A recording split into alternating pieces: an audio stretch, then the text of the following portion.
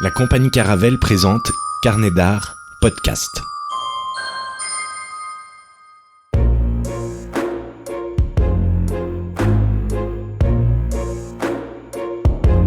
La cabane des secrets. Un invité qui parle de sa vie, son œuvre, son parcours, ses engagements, ses résonances avec la société. C'est tout l'éclectisme du monde qui se retrouve dans la cabane des secrets. Un moment intime et privilégié avec des personnalités qui se racontent pour raconter le monde. Une émission produite par Antoine Guillot, réalisée par Jérémy Buatier. Je pense qu'on va pouvoir y aller. C'est quand même incroyable ce qu'on vit. Oui. L'opportunité qu'on s'est offert là. Bienvenue dans ma cabane déjà, dans Merci. La cabane des secrets. Merci beaucoup. Tu viens d'Alger pour d'autres choses, mais on profite de ta venue en France pour que tu viennes dans cette cabane, et c'est l'occasion de décortiquer un petit peu ton parcours de vie qui est terriblement lié évidemment à ton parcours d'auteur, puisque Mustapha Benfodil, alors je sais pas comment te présenter parce que tu fais beaucoup de choses, de la poésie, tu fais du théâtre, tu fais du journalisme, Oui. tu aspires à faire de l'enseignement peut-être aussi. Ouais. Enfin bon, il y a quelque chose de très protéiforme quoi dans. Ouais. dans En fait, le lien, dans c'est ta façon l'écriture. d'être. Ouais, c'est Voilà, l'écriture. et c'est le mot. C'est Et ça. cette écriture, elle t'accompagne depuis toujours. Oui, elle m'accompagne depuis une bonne quarantaine d'années. Parce qu'on peut dire, aujourd'hui, tu as quel âge? Ah oui. Bon, c'est un secret d'État, mais je vais quand Mais même tu le es né en révéler. 68. Voilà, je suis né en 68, donc les auditeurs et les internautes qui sont forts en calcul auront tout de suite trouvé. J'ai 55 ans et je suis né le 7 novembre. Donc depuis 1968. depuis que tu as 15 ans, depuis l'adolescence, en fait, tu Oui, écris. depuis l'adolescence, c'est-à-dire... en fait, j'ai commencé d'abord, c'est un grand classique, par un journal intime. Et en même temps, j'écrivais de petites formes poétiques comme ça. Mais assez rapidement, j'ai éprouvé le besoin de me tourner vers la fiction. Et curieusement, c'était pas que vers la fiction, mais c'est vers l'essai. C'est-à-dire, il y a comme ça un genre qui est plus tourné vers le narratif et un genre qui est plus tourné vers la réflexion. Donc les deux-là, ils ont cohabité parce que l'essai, ça me vient d'un goût assez précoce pour la philo. Et laquelle, en fait, trouve son origine dans le fait que j'ai perdu mon père et mes grands-parents paternels dans un temps très court, à l'âge de 7 ans. Entre 6 et 8 ans, on va dire, et bien sûr, ça amène la question de la mort. Donc la proximité avec la mort amène tout de suite les grandes questions. C'est un hasard qu'il soit mort dans un temps très court comme ça? C'est lié? Oui, c'est un hasard. En fait, ma grand-mère paternelle, en soi, je devrais écrire sur elle, parce que son histoire, elle est... en fait, c'est l'histoire en même temps de beaucoup de mamans en Algérie à l'époque. Elles perdaient leurs enfants très jeunes. Et elle a perdu 7 enfants en tout, je crois. 200 vivants. Le dernier, c'était papa, et il avait 42 ans. Ah oui. Donc mon père, c'est celui qui a eu la plus grande longévité.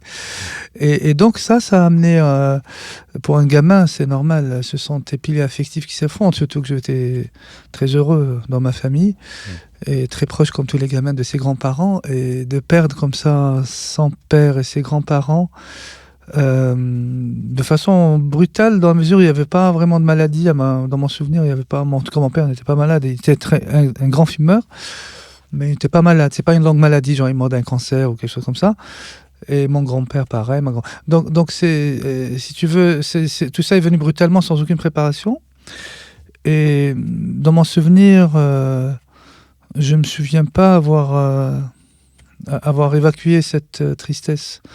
Avoir fait le deuil de ça, en fait, c'est quelque chose qui arrive comme ça, coup après coup, et du coup, j'ai dû intérioriser une peine qui n'a pas été transformée.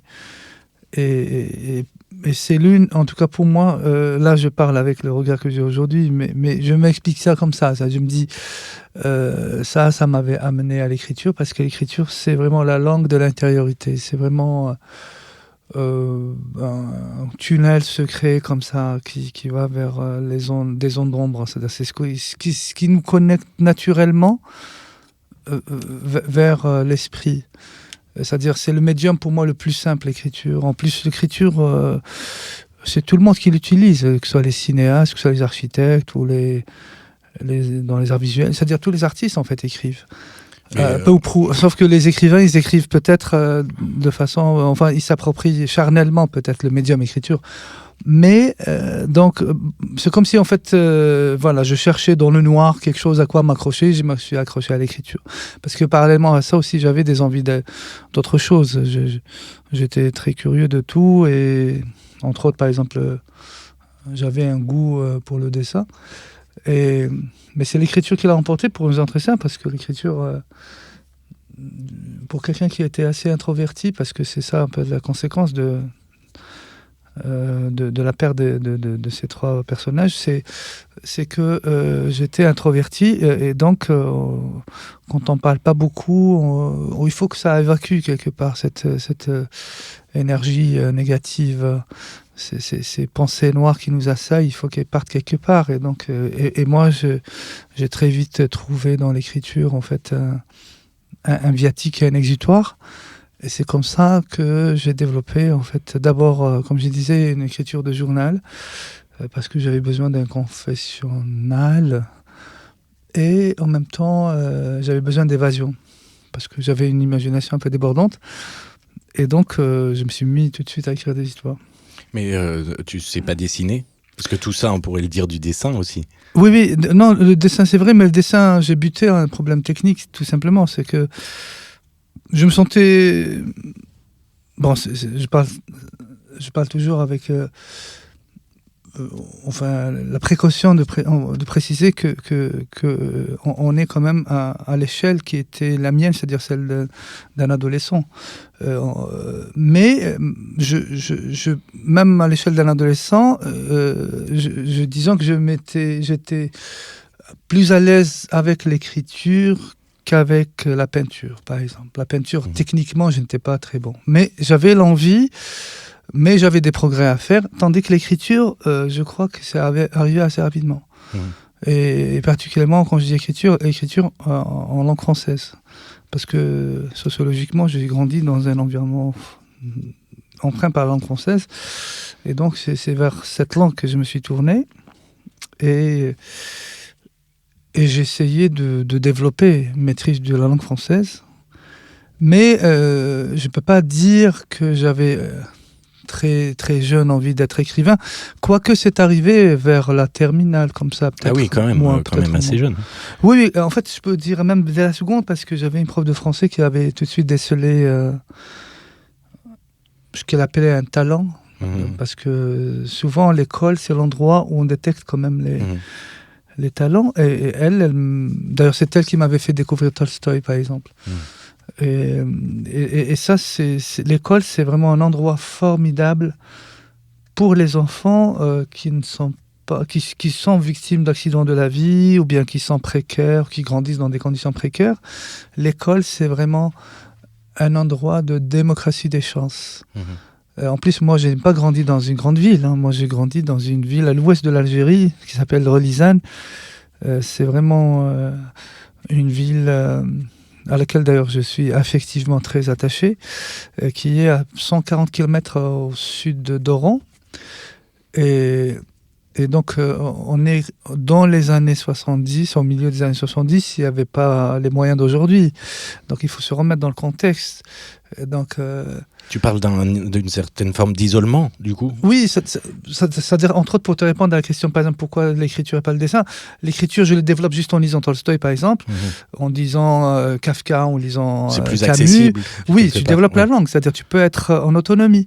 Même s'il n'y avait pas Google, il n'y avait pas les tutoriels d'aujourd'hui, tout ça, mais tu peux être en auto-formation. C'est-à-dire, en fait, intuitivement, tu peux comprendre intuitivement...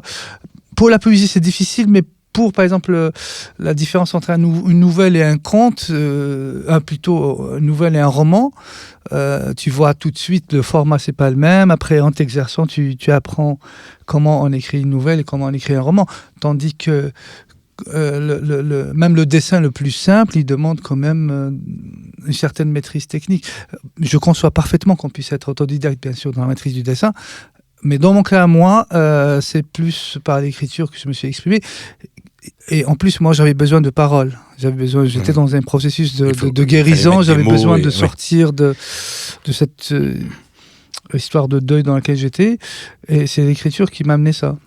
Mais tu dis pour la poésie, c'est un peu différent. Ça veut dire que pour la poésie, il faut un minimum de technique. Oui, ça veut dire que la poésie serait un art majeur par rapport à l'écriture d'un roman qui serait mineur. Non, une histoire, on a besoin de deux personnages, ou parfois même un personnage, ou des fois même 100 personnages. Juste une situation, on peut écrire. La poésie, parce qu'il y a des courants poétiques. Voilà. C'est-à-dire, quand on raisonne en termes de métrique classique et construction classique, c'est vrai, on comprend un peu, enfin, si on sait comment fonctionne, par exemple, un alexandrin, comment fonctionne un sonnet, etc., on a des techniques, on a des rimes conventionnelles, mais après, bien sûr, ça vient avec les lectures, avec les festivals, avec les rencontres. Tu te rends compte qu'il y a des écritures dans la poésie, et même des écritures autrement plus intéressantes, tu vois. C'est dans ce sens, parce qu'aujourd'hui, la poésie, elle est même proche des arts visuels, parce qu'on fait toutes sortes de choses avec l'écriture poétique. C'est un peu dans cet esprit. En tout cas, mon approche première, c'était celle-là, c'est-à-dire d'abord une écriture d'évacuation, exutoire, dans le journal, et puis à côté de ça, une écriture qui était tout de suite esthétisante, pas la poésie. C'est-à-dire la poésie, c'est-à-dire chercher vraiment le travail pur sur la langue, un travail vraiment épuré sur la langue. Et à côté de ça aussi, j'avais le goût de l'écriture philosophique, mais primaire. Philosophique, je n'avais pas le bagage pour ça, mais j'étais attiré en tout cas par Rousseau, par Emmanuel Kant, par Heidegger, tout ça. Mais je lisais ce que je pouvais. Quand je lis Sartre, je suis attiré par l'être et le néant. Quand je commence à lire l'être et le néant, je pise une phrase sur 1000. c'est un déjà combat. Mais tu t'accroches. Tu dis, j'aimerais bien comprendre c'est quoi l'existentialisme, ou bien c'est quoi la phénoménologie, ou en fait comprendre un peu surtout des notions abstraites. C'est quoi la volonté, c'est quoi le destin, c'est quoi la liberté, des notions comme ça. Et bien sûr, c'est quoi la fatalité, c'est quoi la mort. Et à côté de ça, il y a le grec, c'est-à-dire le grec, parce que la tragédie grecque, c'est elle qui a vraiment le plus, je pense, elle a capté le cœur du tragique dans l'homme. C'est vraiment la tragédie grecque, mais là encore, il faut un savoir que je ne pouvais pas trouver à l'école, par exemple, puisque la tragédie grecque n'était pas enseignée dans nos programmes scolaires, c'est-à-dire, en tout cas, ou alors c'était par petites bribes, c'était pas quelque chose de très formalisé comme ça, mais moi, je prenais ce que je pouvais. Et le résultat a été que dès l'âge à peu près quand j'étais arrivé déjà en terminale, j'avais déjà un gros projet d'écriture. Si bien que quand je rentre à l'université, donc on est en 1986-87, j'ai mon bac en série maths. Je me suis lancé dans des études de mathématiques à l'université d'Alger, mais très vite, je savais que je voulais pas être là-dedans, et j'ai dit à ma mère, je vais me consacrer à l'écriture, et je me suis lancé dans l'écriture d'un roman. C'est-à-dire, j'ai arrêté mes études pour ça. Alors tu vas en mathématiques à l'université d'Alger parce que tu avais un projet très précis en tête, qui est un peu particulier, puis qui éclaire un petit peu ce que tu es aujourd'hui et ton approche du monde et de l'écriture aujourd'hui. Oui, en fait, il se trouve que après la mort de mon père, on a déménagé vers le centre de l'Algérie. Donc c'est pas loin d'Alger, ça s'appelle Boufarik, c'est une ville de la plaine de la Mitidja. Et à Boufarik, c'était une ville où il y avait un bouillonnement intellectuel très intéressant, et associatif et tout. Donc il y avait par exemple un club d'astronomie. Et moi, je me suis inscrit dans ce club, et qui m'a donné comme ça des premières notions d'astronomie. Et je me suis tout de suite retrouvé là-dedans, et j'ai tout de suite voulu même caresser le rêve, en tout cas, de faire astrophysicien. Parce que pour moi, l'astrophysique, c'est bien sûr la science qui étudie un peu le fonctionnement et la mécanique de l'univers. Et elle s'intéresse par ricochet à l'origine même de l'univers. Il y a plein de théories sur ça. Et pour moi, c'est une façon un peu de titiller peut-être une espèce de vérité cachée qui n'est pas loin des questionnements qui ont été suscités par les morts qui frappaient des gens de ma famille. Et en l'occurrence, la question de l'origine du monde, la question donc de la mort, où va le corps après la mort et d'où viennent les corps avant la naissance, où est-ce qu'ils étaient. Et pour moi, naïvement, je me disais peut-être que l'astrophysique est un endroit où je pourrais avoir ces réponses. Mais techniquement parlant, à l'époque, ça ne s'enseignait pas à l'université. C'est-à-dire c'est quelque chose qui venait en post-graduation. Ah oui. Donc il fallait d'abord faire un chemin assez long avant d'en arriver là. Il faut faire une maîtrise en physique, par exemple, et aller faire ça. En général, à l'époque, c'était à l'étranger. Et donc, j'ai très vite abandonné, au bout de 3 ans, je crois, d'université, j'ai abandonné mes études, mais je savais déjà que je voulais être écrivain, quel que soit le travail que je ferais. Mais ma vocation, c'était écrivain. Dans ma tête, c'était tranché. Et je prenais tout le temps de mes vacances d'été. Je partais pas. J'aimais bien vadrouiller, partir un peu à la plage, partir à la montagne. Mais j'étais studieusement enfermé chez moi. J'écrivais. Et ensuite, je commençais à avoir une machine à écrire, ensuite une machine à écrire électronique, ensuite mon premier ordinateur. Mais c'est-à-dire, je me suis investi professionnellement. Mentalement, j'étais dans une attitude professionnelle dans ta démarche, par rapport à l'écriture. Voilà, dans ta démarche, alors que à ce moment-là, tu n'es pas encore publié. Non, je suis pas publié. La professionnalisation au sens propre du terme est encore loin devant toi. Oui, absolument. Mais je faisais tout pour acquérir les règles du métier. Et pour avoir une production. Donc j'écrivais de façon presque stakhanoviste, c'est-à-dire j'écrivais beaucoup de nouvelles, par exemple, et j'écrivais beaucoup de poésie. Et même, je me souviens, quand j'ai eu mon bac, je me suis lancé dans l'écriture d'un essai qui s'appelait, en anglais en plus, à l'époque, c'était How do I see life, un truc comme ça. Comment je vois la vie, j'ai 70 ans, tu vois. Déjà, le monsieur, il a un regard sur le monde. Est-ce que tu penses, petite parenthèse, justement, parce que là, t'as 15-20 ans à cette époque-là, mais est-ce que tu penses que le fait d'avoir été confronté à la mort, à la perte de proches, du coup, à ces questions de finitude, de raison, de vanité, de l'existence, etc., ça fait vieillir prématurément tout ça ? Oui, d'une certaine manière, ça fait en tout cas différer la pleine jouissance de la jeunesse, c'est clair. Parce qu'il y a une forme de gravité qui s'installe, mais après c'est devenu une gravité apaisée. J'étais pas dans le deuil permanent, juste que j'étais peut-être...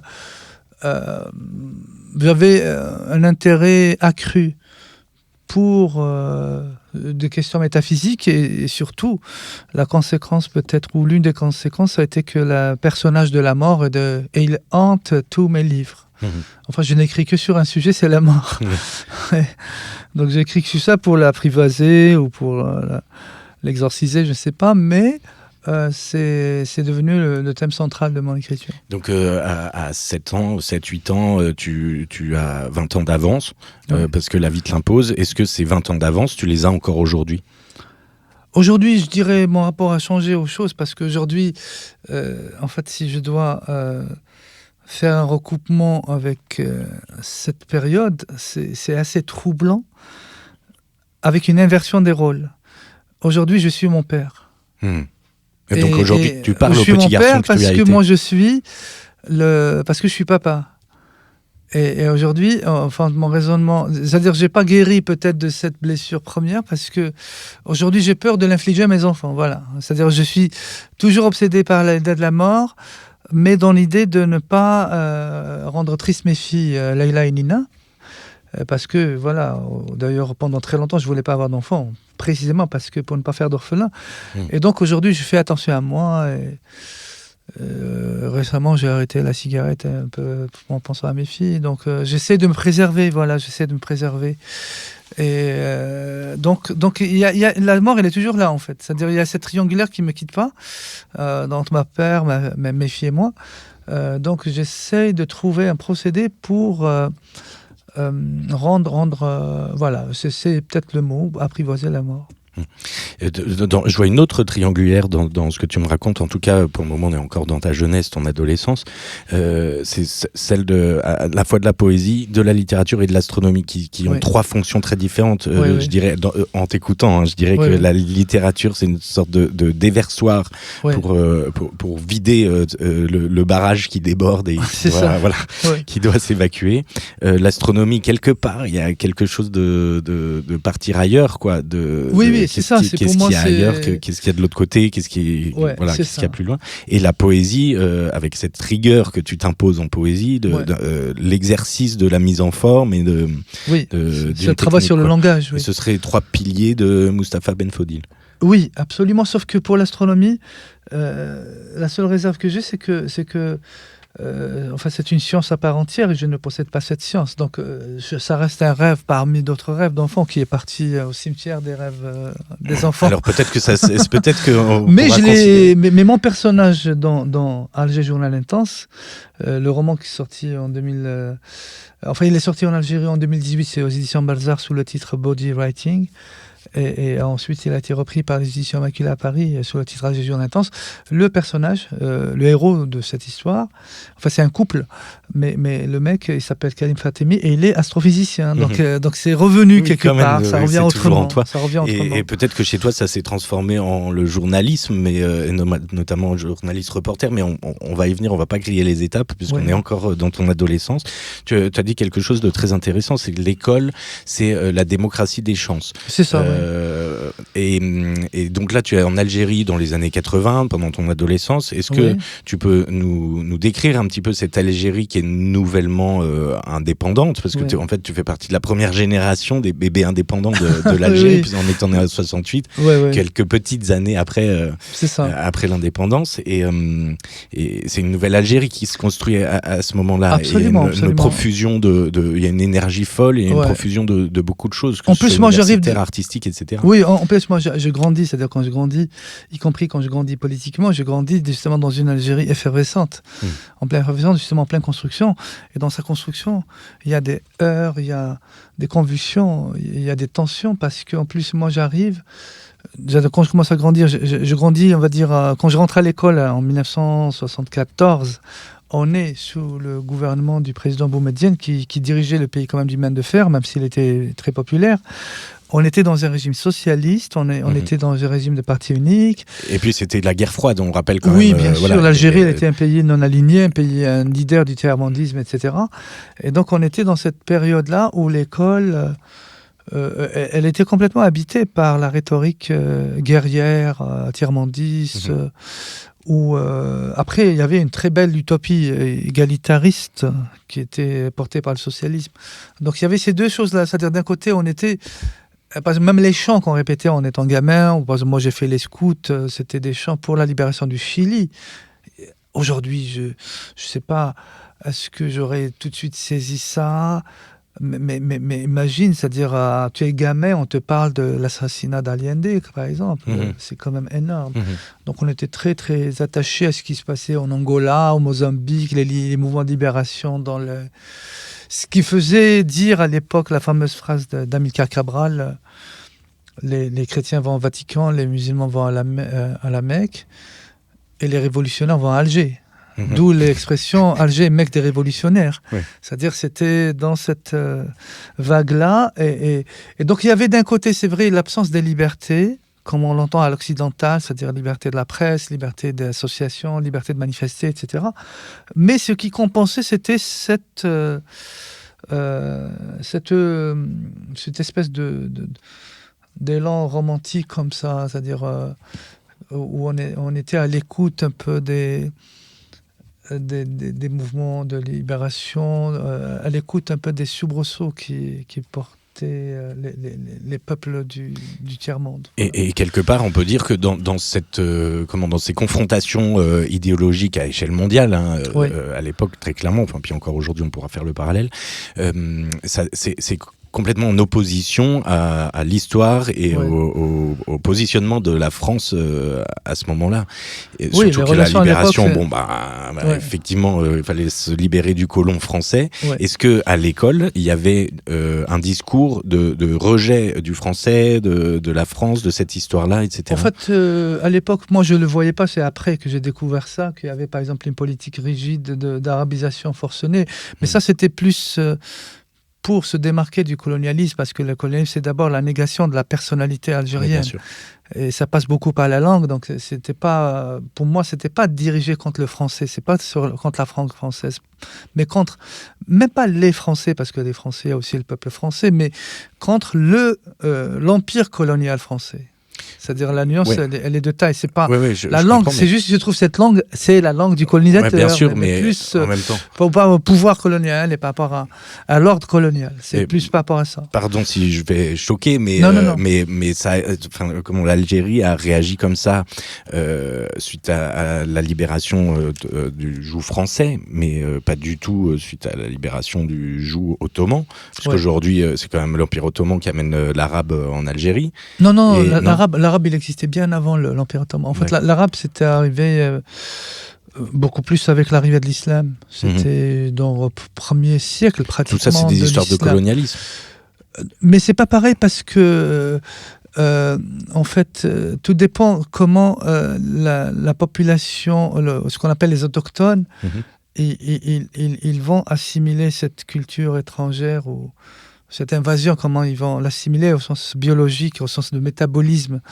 Les Algériens autochtones, ils ont adhéré à l'islam.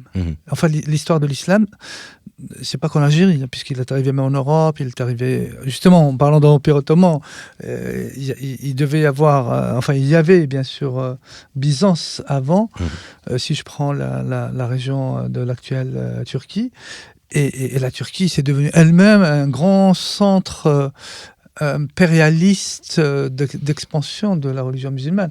Donc en fait, c'est plus par adhésion, même si, bien sûr, je ne suis pas dupe, il y a eu des batailles, il y a eu...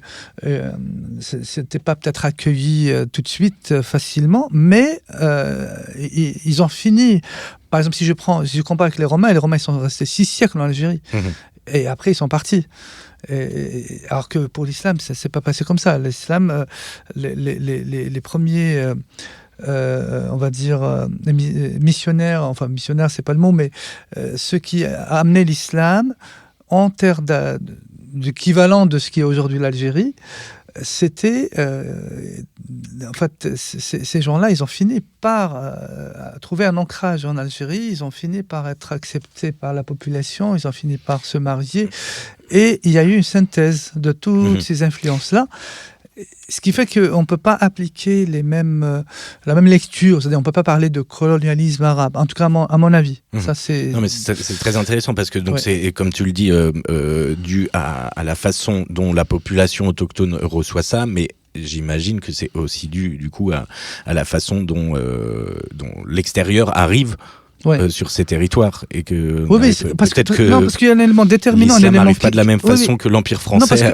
en Algérie. Oui, non, parce qu'il y a peut-être que si les Algériens avaient adhéré au christianisme, peut-être qu'ils auraient accepté les Français, mais en même temps, c'est pas des missionnaires qui sont venus comme ça, des évangélistes, c'était des guerriers, c'était des généraux. Je parle à Mauricière ou Saint-Arnaud, Bugeaud, ils sont venus avec une idée exterminatrice. C'est-à-dire, quand on lit leur mémoire, ils reconnaissent dans leur mémoire qu'ils étaient venus avec des visées exterminatrices. C'est-à-dire, ils ont fait des enfumades, ils ont arraché des villages, ils ont tué même le bétail, ils ont brûlé des manuscrits. Donc, or, ceux qui sont venus d'Arabie, ils étaient venus, parce que c'est comme ça que ça se passait, en fait, ils partaient d'Arabie pour répandre l'islam. Et ce que nous lisons dans les textes, dans les préceptes qui sont portés par les généraux de Mohammed, si je peux utiliser cette image, c'était d'abord un message de paix. C'était d'abord un message de paix. En tout cas, c'était toujours le choix entre soit adhérer à la religion musulmane, donc se convertir à la religion musulmane, ou alors payer un impôt qu'on appelle dhimma. C'était un impôt qui a été imposé justement par les armées musulmanes à ceux qui... Donc, ils pouvaient rester dans leur religion. Mais il fallait payer. Parce qu'il y avait même... Oui, il fallait payer pour... Enfin, ils disent pour la protection. Enfin, c'est ça, soi-disant, l'argument qui était avancé, c'était pour avoir la protection de ces armées, parce que, on va dire, pour payer leur sécurité. Mais après, je ne peux pas dire dans le détail, dans chaque province, comment c'était reçu, parce que dans la pratique, c'est sûr qu'il y a eu peut-être des violations, enfin, parce qu'il faut se remettre dans le contexte aussi de l'époque. Je ne peux pas dire, enfin, quand on lit, par exemple, les croisades vues par les Arabes de Amin Maalouf, lui, il pense un regard du point de vue des Arabes sur les croisades, parce que en fait, chaque partie, elle va accuser l'autre d'avoir commis les pires violences et les pires barbaries. Mais les guerres de religion, de toutes les manières, n'ont jamais été tendres. Mais il se trouve que ce soit dans le camp de l'islam ou dans le camp du christianisme, l'expansion de ces religions ne s'est pas faite qu'avec la fleur au fusil, comme on dirait aujourd'hui. Il y avait le message de paix, mais les fusils de l'épée. Oui, voilà. mais ça s'est fait, pour moi en tout cas, de ce que je peux dire suivant mes lectures, ça s'est fait au fil d'épée. Et même en Algérie, il y a eu au départ des conflits, ça a donné lieu à des affrontements. Mais très très rapidement, je ne sais pas si on peut parler de soumission volontaire ou bien imposée, mais il y a eu cette assimilation, non pas de ces personnes ou de ces cultures qui viennent d'Arabie, c'est pas ça, mais c'est le message transcendantal. C'est ça où se situe la nuance, c'est-à-dire la conversion massive des autochtones à l'islam. C'est par ce vecteur-là qu'ils vont épouser la langue qui sous-tend cette nouvelle religion, qui est la langue arabe. Parce qu'il y a un lien organique entre les deux. À tel point qu'aujourd'hui, on commet l'erreur de les confondre. On pense que l'arabe est systématiquement lié à l'islam, alors que non. Il y a des arabes chrétiens, il y a un arabe athée, il y a des écrivains qui écrivent arabe sans forcément être musulmans. Mais historiquement, les deux sont liés, et donc c'est ça qui fait que la population autochtone berbère ou amazigh en Afrique du Nord, elle a adhéré, elle a fini par accepter l'islam et y adhérer. Voilà. Mais d'ailleurs, toi aujourd'hui, tu te considères comme arabe ? Oui, moi je suis arabe. Ouais. C'est-à-dire je suis ethniquement kabyle, voilà. Mais je suis arabe, c'est-à-dire je fais partie de cette ère arabe, c'est-à-dire de l'ère arabe dans le sens où, parce que c'est-à-dire les spécialistes parlent de arabe, on va dire de race, et population arabisée. Nous, on fait partie des populations arabisées. C'est-à-dire, je dis arabe culturellement. C'est-à-dire culturellement. Voilà. Même si techniquement, après, on peut faire ethniquement, je suis kabyle, mais maghrébin ou oui, voilà oui, aussi. Oui. Non, mais arabe, parce que c'est très large. Arabe. Voilà, c'est très large. Tout ça. Ouais. Et justement, quel rapport tu as ? Tu nous as parlé un petit peu, tu as commencé à nous parler à ton rapport à la langue française, mais quel rapport tu as à la langue arabe ? Parce que tu l'as entendu très jeune, enfin depuis toujours. Tu entends non, mais ça fait partie bien sûr de la langue dans laquelle on a grandi. Tu as vécu, enfin tu as grandi avec deux langues. Même si à la maison on parlait kabyle avec mes parents, mais dans la rue on parle arabe et à l'école c'est l'arabe. Donc c'est sûr que c'est une langue, c'est ma langue maternelle, paternelle, fraternelle, populaire, vernaculaire. Et donc c'est une langue dans laquelle je baigne quotidiennement. Mais ça reste... en tant que langue d'écriture, c'était une langue secondaire. C'est-à-dire que je n'écrivais pas en arabe. Oui. C'est-à-dire que je n'en avais pas tout de suite formé le projet d'écrire en langue arabe. C'est venu après. C'est-à-dire que j'ai commencé par écrire en langue française, ensuite j'ai écrit en arabe. Et aujourd'hui, indifféremment, enfin, selon les situations, selon ce que tu as à écrire, tu peux passer de l'une à l'autre sans problème. C'est-à-dire aujourd'hui, je suis en train de monter un projet, c'est-à-dire parce qu'il faut que j'ai le temps pour l'accomplir, d'écrire un roman en langue arabe. Un roman, donc comme je décris par exemple ici, Terminus Babel, il fait presque, 300 pages. Donc c'est quand même un projet de longue haleine. Et là, je commençais par de la poésie.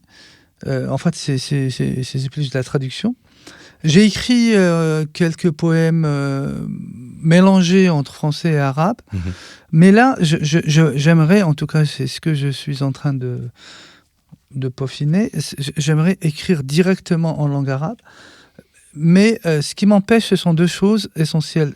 D'abord, ce qui m'empêche, c'est le temps, parce que j'ai plein d'autres projets.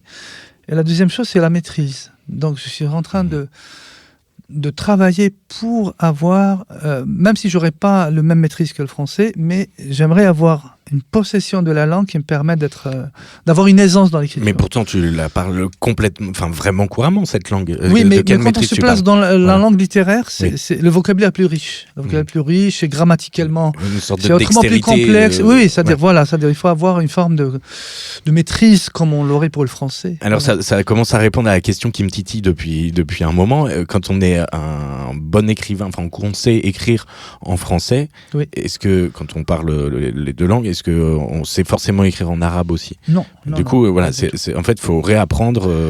Absolument, il faut surtout quand on parle de ce qu'on appelle l'arabe fosha, qui est parfois traduit par arabe littéraire. C'est vrai, si j'écris en arabe dialectal dans le patois, par exemple, il y a plusieurs dialectes en Algérie d'arabe, c'est un arabe pauvre qui ne me permettrait pas de produire de la grande littérature. Ça peut très bien fonctionner pour le théâtre, par exemple, si on utilise juste la langue du quotidien, la langue populaire. Mais moi, je considère que l'écriture, c'est la grande affaire de la littérature, c'est l'écriture. Et l'écriture avec une épaisseur, avec une richesse, avec un vocabulaire, avec un langage riche. Avec même grammaticalement, avec des transgressions de la grammaire dominante. Donc il y a un côté expérimental aussi très important. Donc le travail sur l'écriture en elle-même, déjà, c'est un immense projet. Avant même qu'on parle en termes d'histoire, de narration, c'est en ça que je parle de poésie. C'est-à-dire cette partie purement poétique qui consiste à produire un son, langue, qui a cette richesse et cette épaisseur, ça requiert quand même des compétences linguistiques qu'aujourd'hui je possède partiellement. Je ne dis pas que je ne les possède pas, mais je suis... en fait, il faudrait que je passe à l'action pour que je teste réellement. En tout cas, je viens de le tester pour la poésie et je suis assez satisfait de ce que j'ai écrit. Mais pour le roman, je n'ai pas encore lancé mon chantier. Voilà, quelque part, tu ne sais pas ce que ça va donner. Donc, il doit y avoir, il y a une forme de peur ou d'appréhension, quelque chose. J'ai besoin de temps parce que le temps dont je dispose actuellement, je suis déjà sur un autre projet en langue française. Mais pour ce projet en langue arabe, il faudrait qu'à ce moment-là, toi aussi, tu es sur plusieurs projets et tu comprends que parfois vraiment on a un projet en tête qui est tout prêt, qui est ficelé, qui a mûri, mais tu n'as pas encore toutes les conditions matérielles pour le accomplir. Oui, bien sûr. Ça. Et alors, bon, tu auras compris que par moment, je me fais l'avocat du diable. Bien sûr, c'est très bien. C'est très bien. Est-ce que ça veut dire, dans ce que tu viens de raconter, est-ce que ça veut dire qu'il y a une langue qui pourrait éventuellement ne pas avoir les épaules pour assumer cette responsabilité énorme qui est l'écriture, qui est l'affaire de la littérature? Oui, moi je pense que ce qu'on appelle écrivains, ce sont des gens qui ont une langue singulière. Cette langue, elle bien sûr, elle emprunte au système langue, c'est-à-dire la langue officielle, la langue qui est dans le dictionnaire, la langue qui est dans les manuels. Mais à côté de ça, il y a leur souffle, il y a leur rythme, il y a leurs mots, il y a leur manière d'agencer les mots. Qui fait que ça va donner un son très singulier. Et cette musique, pour moi, il y a une musique Proust, il y a une musique Camus, il y a la musique Tolstoï, voilà, ou Marguerite Duras. C'est-à-dire que parfois, je peux ne pas avoir Annie Ernaux, je sais que c'est du Annie Ernaux, c'est ça. Bien sûr. C'est pour ça que je dis toujours que je ne dis pas j'écris en français ou j'écris en arabe. Tu écris en Mustapha Ben Fodil. Oui, on écrit en Assia Djbar ou on écrit en Kundera, oui. Ouais. Mais est-ce que, parce que c'est pas inné cette musique et cette langue toute particulière. Voilà, c'est pas inné, c'est quelque chose qui se construit, c'est totalement ça. Et elle est en constante évolution aussi, parce que le Mustapha Ben Fodil d'il y a 10 ans, c'est pas celui qui existera dans 10 ans. Ouais, c'est quelque chose d'organique en fait, qui bien sûr, qui grandit, qui pousse, poursuit, qui régresse, c'est ton ombre en fait. Oui, absolument, c'est ça. En tout cas, c'est vraiment organique et donc c'est quelque chose qui se travaille. C'est un peu comme un athlète qui travaille ses muscles ou bien travaille ses fibres ou travaille son corps. S'il veut faire du 100 mètres ou un marathon, c'est pas la même chose. Et ben, c'est un peu pareil. C'est-à-dire la langue, il y a même un organe langue qui se travaille par la lecture, qui se travaille par par des exercices d'écriture, etc. Donc c'est dans ce sens que j'ai dit, c'est-à-dire je n'établis pas de hiérarchie entre l'arabe et le français, je dis juste que ma langue pratique du français et le fait que j'ai délaissé l'arabe en tant que langue de littérature fait que c'est le français que j'ai le mieux travaillé. À ce jour, mais bon, peut-être que ça changera. Oui, absolument. Ça n'empêche pas que on refera un enregistrement dans 20 ans et tu raconteras. C'est-à-dire quand je lis des romans en langue arabe, je comprends 99%. Sauf que je n'ai pas donné suffisamment de temps. Oui. Non, sauf que je n'ai pas suffisamment donné le temps pour travailler cette langue et trouver le Mustapha Benfodil dans la langue arabe. C'est ça, voilà. Est-ce qu'on peut revenir un petit peu aux années 80 ? Alors, on avance un petit peu dans le temps, et puis fin des années 80. Quand est-ce que tu commences le journalisme, au juste ?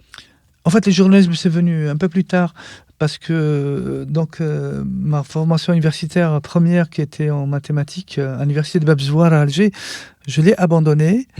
Et donc, je me suis consacré à l'écriture d'un roman. Et c'est en fait... il n'y a pas à proprement parler de pression sociale, mais on m'a mis un petit peu en culpabilité parce qu'on me disait tu es brillant, tu as quand même un bon bac, c'est en plus en mathématiques, donc c'est dommage que tu quittes l'université. Et aussi le fait que j'étais aussi dans une forme de précarité, il fallait que je travaille, il fallait que je fasse mon avenir, donc ta maman elle est là pour t'aider, mais au bout d'un moment il faut que tu voles de tes propres ailes. Et donc, il fallait que je m'insère dans le marché du travail. Mais c'est mieux, bien sûr, quand tu vas au marché du travail avec un diplôme. Donc, pour des raisons purement pragmatiques, il me fallait un diplôme. Et c'est comme ça que j'ai refait mon bac en série lettres. Et je me suis inscrit à des études de journalisme. Et là, ce n'était pas du tout un choix anodin. C'était précisément parce que je voulais être écrivain. Donc, je suis allé vers une discipline qui se rapproche. Ça n'a absolument rien à voir, le journalisme et la littérature, c'est un lieu commun, ce que je dis. Mais il y a l'outil mot quand même. Oui, voilà, après, il y a deux ou trois choses qui sont assez proches. Par exemple, c'est bien sûr la pratique de la langue. Il y a aussi, le journalisme, c'est aussi un réservoir à histoire. C'est vraiment un métier où il y a énormément d'histoire. Et puis, il y a aussi le goût de la politique. Parce que le journalisme, pour moi, c'est vraiment la proximité avec la chose politique et la chose publique. Et donc, c'est comme ça que je me suis inscrit en journalisme et j'ai fait mes études en journalisme. Mais en parallèle, je continue à écrire de la fiction. Et je me souviens de l'année 92, j'avais proposé un recueil qui était fini à un éditeur à Alger et il a été refusé. Et d'ailleurs, la lettre de refus, elle est là. La lettre de refus, parce que je collectionne les lettres de refus. Et ça m'a refroidi, ça m'a complètement refroidi. Ça m'a scié les jambes. Je me suis peut-être fait un film, mais c'était une claque. C'est-à-dire la première confrontation directe comme ça avec le milieu littéraire, ça a été un choc.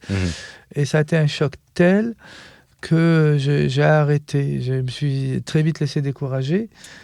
Et l'année d'après, donc là on est en 92, l'année d'après, il y a eu un poète et un journaliste, un écrivain majeur en Algérie qui s'appelle Tahar Djaoud qui a été assassiné le 26 mai 93.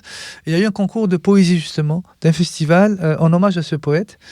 Et moi donc j'ai écrit un poème en 11 feuillets dactylographiés. Et je l'ai envoyé à ce festival et un jour, je vois mon nom dans la presse, dans le journal Ouatan, où par la suite je vais devenir journaliste. Et El Watan, on peut dire qui est un gros journal en Algérie, qui est l'équivalent de Libération. À un moment donné, c'était un journal important, France, mais dans la presse de langue française. Et c'était la première fois où je me voyais, en tout cas, remarqué. C'était le prix spécial du jury, mais moi, ce qui m'intéressait, c'est que j'étais remarqué. Et c'est pas rien qu'un festival de cette tenue-là, parce que c'était un festival important de poésie, malheureusement qui a disparu, et remarqué mon écriture. Donc ça m'avait beaucoup flatté, mais je n'ai pas continué sur ma lancée. C'est-à-dire ça m'a pas encouragé pour proposer mes textes à des éditeurs, parce que l'Algérie basculait dans la violence politique. Et le paysage éditorial était totalement sinistré, donc c'était le chaos absolu. Et il n'y avait pas beaucoup d'opportunités, sauf à partir, c'est-à-dire les écrivains à l'époque partaient et publiaient en France, notamment pour les écrivains de langue française. Et moi, ce que j'ai fait, en fait, j'étais en études de journalisme et j'ai décidé, dès que j'ai eu ma licence, de travailler comme journaliste. Alors que dans ma tête, en fait, je me projetais plus comme chercheur, je préparais, en fait... une post-graduation, mais j'ai été happé par le journalisme parce que le journalisme c'était un laboratoire d'une société qui se cherche, qui était en pleine ébullition. D'un côté, il y avait plus qu'ébullition à ce moment-là. Enfin, oui, c'était ce chaos sanglant qui martyrisait la population algérienne, mais d'un autre côté, c'était un laboratoire. J'appelle laboratoire parce que on sortait en fait à peu près d'une trentaine d'années de gouvernance de parti unique, et il y a eu un embryon d'expérience démocratique qui arrive en 1988, et moi j'avais 20 ans pile en 88. Il y a eu des émeutes, il y a eu un soulèvement, et il y a eu des revendications émises par des formations politiques, et ça a donné lieu à une expérience démocratique. C'est-à-dire c'est la première fois qu'on avait par exemple une pluralité de partis politiques, des candidats différents. On avait la presse était autorisée à s'exprimer, etc. Donc, même si ça s'est limité à la presse écrite, mais quand même, il y avait une très grande liberté de ton dans la presse écrite. C'est ça qui m'a amené vers le journalisme. Et donc, il y avait cette ébullition, et en même temps, pour moi, c'était une forme d'engagement, parce que à l'époque, le pays bascule vraiment dans l'horreur, et pour moi, il fallait témoigner de tout ça. Donc, c'est ce qui m'avait amené à m'accrocher, sachant qu'il n'était pas du tout anodin d'arborer une carte de presse, parce que les journalistes étaient pris pour cible. Il y a eu plus d'une centaine qui ont été assassinés pendant cette période. Mais je trouvais que l'aventure était exaltante. Je trouvais que ça avait du sens d'être journaliste à cette époque-là. Et du coup, toute cette agitation a fait que je me suis détourné de l'écriture littéraire. Donc là, j'étais vraiment beaucoup plus penché sur le témoignage, sur des reportages de témoignages, des enquêtes sur ce qui se passait. Et après, j'ai passé mon service militaire en plein Fournaise. Ah oui. Sachant que quelle année ça, c'était en 1997, en 1998. Oui, d'accord. Donc c'était en pleine... alors que les appelés du service national, du service militaire étaient assassinés par les groupes extrémistes. Il va falloir j'habitais en plus dans une région qui était exposée. Ouais. Il va falloir qu'on s'arrête, si tu le veux bien, un petit moment sur ce qui se passe dans les années 90 en Algérie, parce que pour certains de nos auditeurs, c'est peut-être un peu flou. Ou, voilà.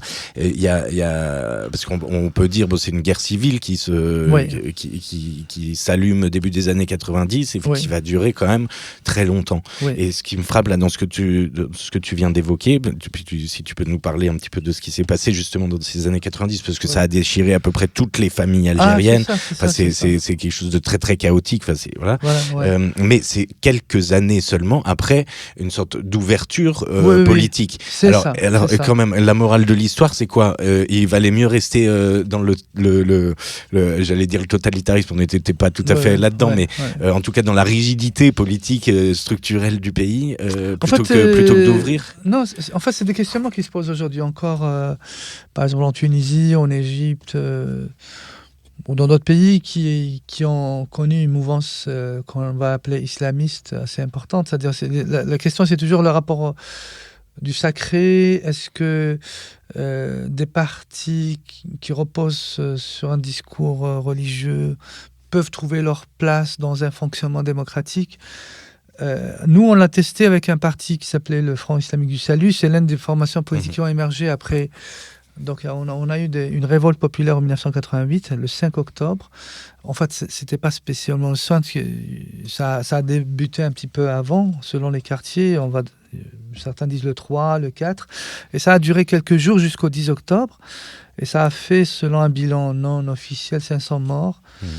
Et l'une des conséquences de cette révolte, il y a eu des réformes profondes du système de gouvernement. Donc il y a eu une autorisation notamment des partis politiques, des formations politiques autres que le FLN, le Front National de Libération qui dirigeait le pays, à se constituer librement et à concourir dans les élections, c'est-à-dire à participer aux assemblées élues et à avoir des représentants. Et à côté de ça, il y avait, comme je le disais, le principe de la liberté de la presse qui était consacré, il y avait le principe de la liberté syndicale. Et toute cette effervescence a fait qu'on a vécu 3 ans à peu près, qu'on appellera la parenthèse enchantée, parce que c'était un peu Woodstock à l'échelle de la société algérienne. On avait vraiment une liberté de parole qui était extrêmement précieuse. C'est important que les de dire ça. découvraient en fait un souffle nouveau. Oui. Et c'était quelque chose de totalement inédit. Et cette ferveur a effectivement redonné espoir à beaucoup de monde. Mais à côté de ça, il y a eu un parti qui va dominer, en fait, un courant politique qui va dominer les autres, c'est le courant islamiste.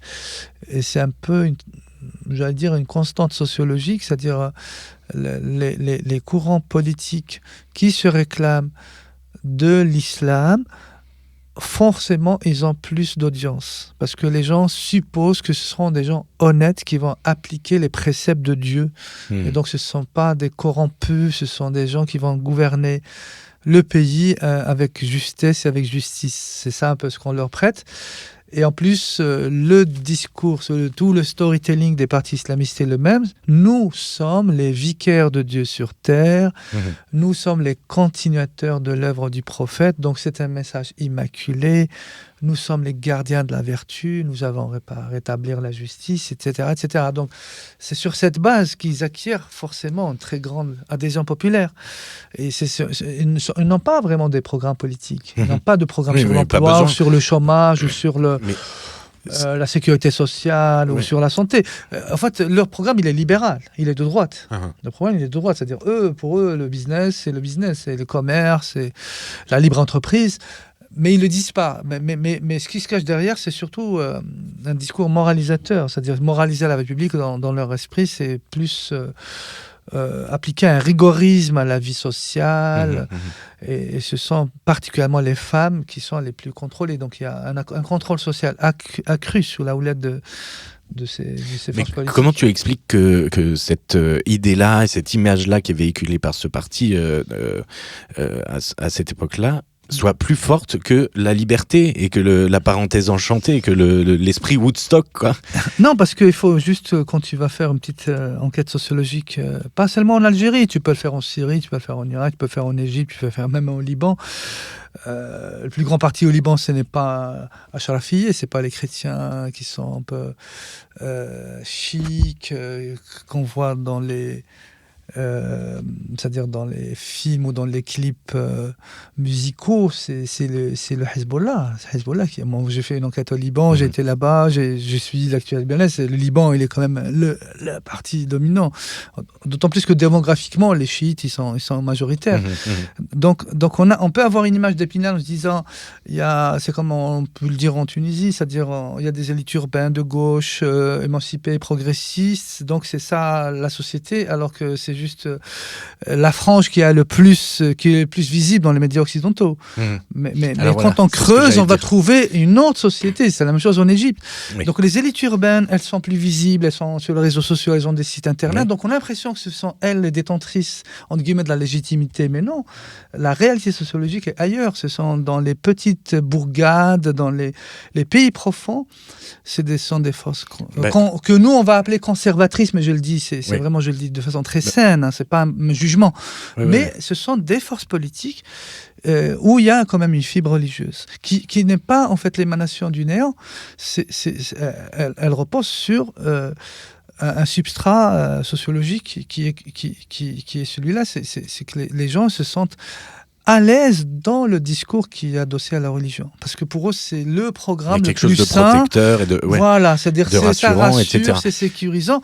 Mais bien sûr, c'est un discours c'est une lecture de l'islam qui est pour moi une lecture très rigoriste. Parce que moi, ce que je dis, je ne suis pas spécialiste en théologie et je suis même très réservé par rapport à la religion, mais je dis de façon la plus objective possible, il y a des islams dans l'islam.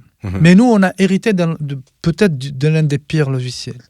C'est ça ce que je regrette, c'est qu'il y a dans l'islam un islam plus ouvert que ça. Mais il se trouve qu'on a hérité d'un logiciel extrêmement rigoriste. Et ce logiciel, il est buté. C'est un logiciel, il n'y a pas beaucoup de liberté pour l'art, il n'y a pas une grande liberté pour les femmes. C'est un islam qui est très, très contraignant.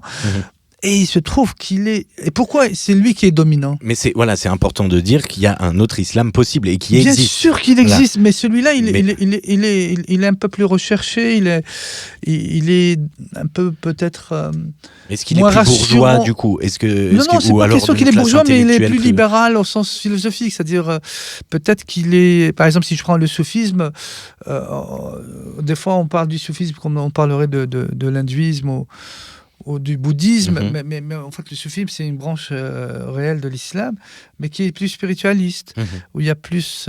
parce que moi je distingue la religion de la spiritualité. Pour moi, ce qui m'attire, en cela je peux dire que je suis soufi, c'est un rapport transcendantal, c'est la quête d'une forme de quiétude, c'est un regard quiétiste sur les choses. Mais sans la loi. La loi, pour moi, c'est ce qu'il y a de plus rigide. L'appareil de la loi, c'est toujours un appareil très lourd, très contraignant et très hermétique et très autoritaire. Et malheureusement, quand on parle de religion dans nos sociétés, c'est toujours l'appareil qui prend le dessus sur la lettre, sur l'esprit. Enfin, c'est la lettre qui prend le dessus sur l'esprit. Donc on est dans une lecture littéraliste des préceptes de l'islam. Il n'y a pas une évolution historicisante, voilà. Ouais. Donc tu peux dire que tu es soufiste, mais pas musulman, quelque part. Non, je suis musulman culturellement, je le revendique de l'islam. Non, parce que moi je pars de l'idée que l'islam est très grand, est très généreux, est très large, est très ouvert. C'est juste que l'islam il a évolué, c'est-à-dire il y a un corpus juridique qui a évolué, c'est normal, parce que au moment où il y a eu un premier corpus juridique sur lequel ça a été basé tout ce qu'on appelle le sharia, ça veut dire le système de lois, ces lois elles ont évolué, y compris sur la question qui a fait beaucoup polémique en France, la question du voile. Vous avez trouvé ce qu'on appelle ijtihad, c'est-à-dire des lectures rationalistes qui peuvent vous dire le voile fonctionne dans une société parce que c'est l'usage, parce que c'est les coutumes, mais si dans une autre société, la coutume, c'est-à-dire n'admet pas ce signe vestimentaire, il n'y a pas de problème. Donc là, c'est vraiment selon les coutumes, c'est-à-dire dans des sociétés, même s'il n'y avait pas islam, ils mettent le voile. Donc l'islam, il s'adapte. En tout cas, sur le fond, c'est une religion pour moi qui est progressiste. Sauf qu'elle n'a pas trouvé peut-être les bons, c'est-à-dire les bons porte-parole pour la rendre peut-être plus opérante. C'est-à-dire on a trouvé toujours ces tendances rigoristes qui ont qui prenaient le dessus. Pourquoi ? Parce que, bien sûr, quand on adopte un discours qui ne fait que ressasser un peu les mêmes poncifs, c'est plus facile que de produire un discours nouveau, fondé sur une recherche renouvelée, critique du fond épistémologique religieux. Voilà.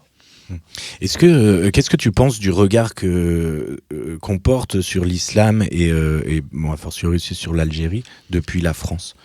Il y a des choses qui sont très violentes quand même. Non, mais là encore, c'est les deux faces de la même monnaie. C'est-à-dire, à partir du moment où on juge ce qui est, on n'est pas en train de parler de l'islam. On est en train de parler de faits sociologiques.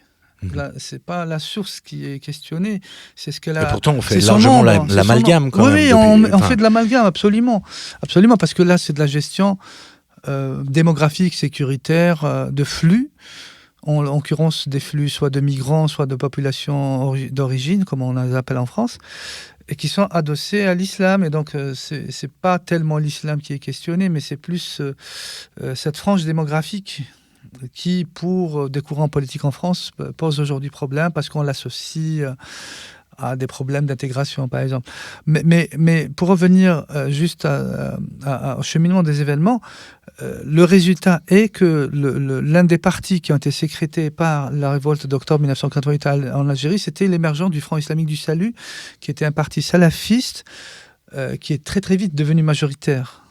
Il a raflé les urnes aux élections municipales de 1990. Ensuite, il a raflé la mise aux élections législatives du 26 décembre 1991. À ce moment-là, l'armée, elle a paniqué parce que les gens disaient on les laisse faire, mais on est certain que c'est le FLN qui va gagner. On leur laisse quelques sièges et on va les calmer avec ça. Mais ils ne s'attendaient pas à ce qu'il y ait un raz-de-marée. Et donc, quand ils ont raflé tous les sièges, là, l'armée, elle a provoqué une crise politique pour annuler les élections, c'est ce qui s'est produit. Donc ils ont poussé le président de l'époque, qui s'appelait Chadli, à démissionner. Et ils ont ramené le président Boudiaf qui était en exil, qui avait été condamné à mort dès l'indépendance d'Algérie, alors qu'il était l'un des premiers militants nationalistes indépendantistes. Et donc, ils l'ont appelé à la rescousse de son exil pour diriger le pays, pour le sortir de la crise. Oui, c'est ça, c'était le De Gaulle algérien. Et 6 mois après, ils l'ont assassiné. Il a été assassiné. Et donc, assassiné du coup par l'armée ou non, il n'y a pas d'enquête. Il y a un rapport d'enquête, mais qui est très flou, très bizarre. On mais sait pas. Bon, on a peut-être des soupçons. Mais après, chacun fait sa lecture, bien sûr. Il y en a qui disent que ce sont les militaires qui l'ont tué, d'autres ils vont dire que ce sont les islamistes parce qu'il a interdit le Front islamique du salut, parce que lui, il a signé l'interdiction. Ah oui, donc il y a les a ce doute à ce point-là. On ne sait même pas. Oui, c'est-à-dire non, ça c'est l'un des gros problèmes. Moi personnellement, l'une des chaque fois je répète ça, c'est-à-dire que ce soit sur les chiffres de la guerre civile, que ce soit sur la terminologie, est-ce qu'on dit guerre civile, est-ce qu'on dit terrorisme, que ce soit sur les assassinats. Pour chacune de ces affaires, il faut une justice transitionnelle. Il faut mettre en place un mécanisme pour traiter des années 90. On ne l'a pas encore fait. Donc ça, c'est un gros chapitre. C'est l'une des points de fixation, des abcès de fixation de la crise en Algérie, jusqu'à ce jour. Parce que ça reste un sujet à polémique. Et moi, je dis juste qu'il faut qu'il y ait un cadre, il faut qu'il y ait une loi pour encadrer le débat. Et après, ce débat, il doit être codifié. Après, il faut qu'il soit enregistré. Il faut qu'il y ait des vérités qui soient dites de façon apaisée. Mais il faut un processus de vérité et justice comme en Afrique du Sud. Voilà, chose qui n'a pas été faite. Donc ça ne sert à rien que moi je vance une thèse ou une autre.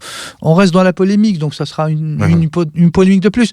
Mais le plus important, c'est que l'assassinat du président Boudiaf marque pour moi le début officiel de la guerre civile. C'est l'assassinat du président Boudiaf le 29 juin 1992. Le pays bascule dans l'horreur. Le Front islamique du salut qui avait gagné les élections. Alors, techniquement, il n'y a pas que lui, parce que c'est un large spectre, les islamistes. C'est un large spectre. Mais il y aura des franges radicales. Je ne dis pas que c'est le Front islamique du salut, je n'accuse pas le FIS, mais il y a dans le FIS, ou à l'extérieur du FIS, une frange islamiste qui va prendre le maquis au nom de la défense de sa victoire électorale. Donc, ils vont se faire justice par les armes. Mais il y a, factuellement parlant, avant même l'interdiction du FIS, il y avait déjà des faits de terrorisme. C'est-à-dire il y avait déjà des attentats qui étaient commis dès la fin de l'année 91, début de l'année 92, etc. Donc il y a eu déjà des attentats.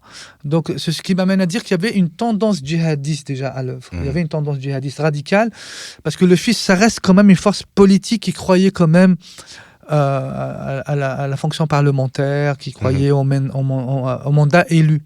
Mais cette frange radicale de l'extrême du spectre islamiste, pour elle, il n'y avait qu'un seul langage pour prendre le pouvoir, c'était les armes. Il fallait donc prendre le pouvoir par les armes. Et à côté de ça, il y avait, de l'autre côté, il y avait donc les services de sécurité qui ont géré cette crise de façon brutale. Donc, c'est-à-dire la brutalité, comment elle s'exprime, c'est par des atteintes aux droits humains, par des violations, par des violences inouïes qui ont été infligées à des militants islamistes. Et donc ça a aggravé la crise. Genre, s'il y a un assassinat, on débarque, on embarque toute la fratrie, il y a des disparitions forcées, il y a des tortures, il y a des violences. Donc la gestion sécuritaire a été celle vraiment d'une guerre qui virait au chaos. C'est-à-dire, il n'y a pas eu... Enfin, ça, c'est le propre des guerres, de manière générale, où on ne fait plus de distinction. On est vraiment dans l'aveuglement total, et ça a aggravé la crise. Donc, ça a créé un cercle destructeur pour l'Algérie. C'est ça qui a fait que la guerre a duré jusqu'à pratiquement la fin des années 2000, parce qu'il y a eu, même après la fin des gros attentats, il y a eu quand même des attentats qui ont jalonné les années 2000. Voilà.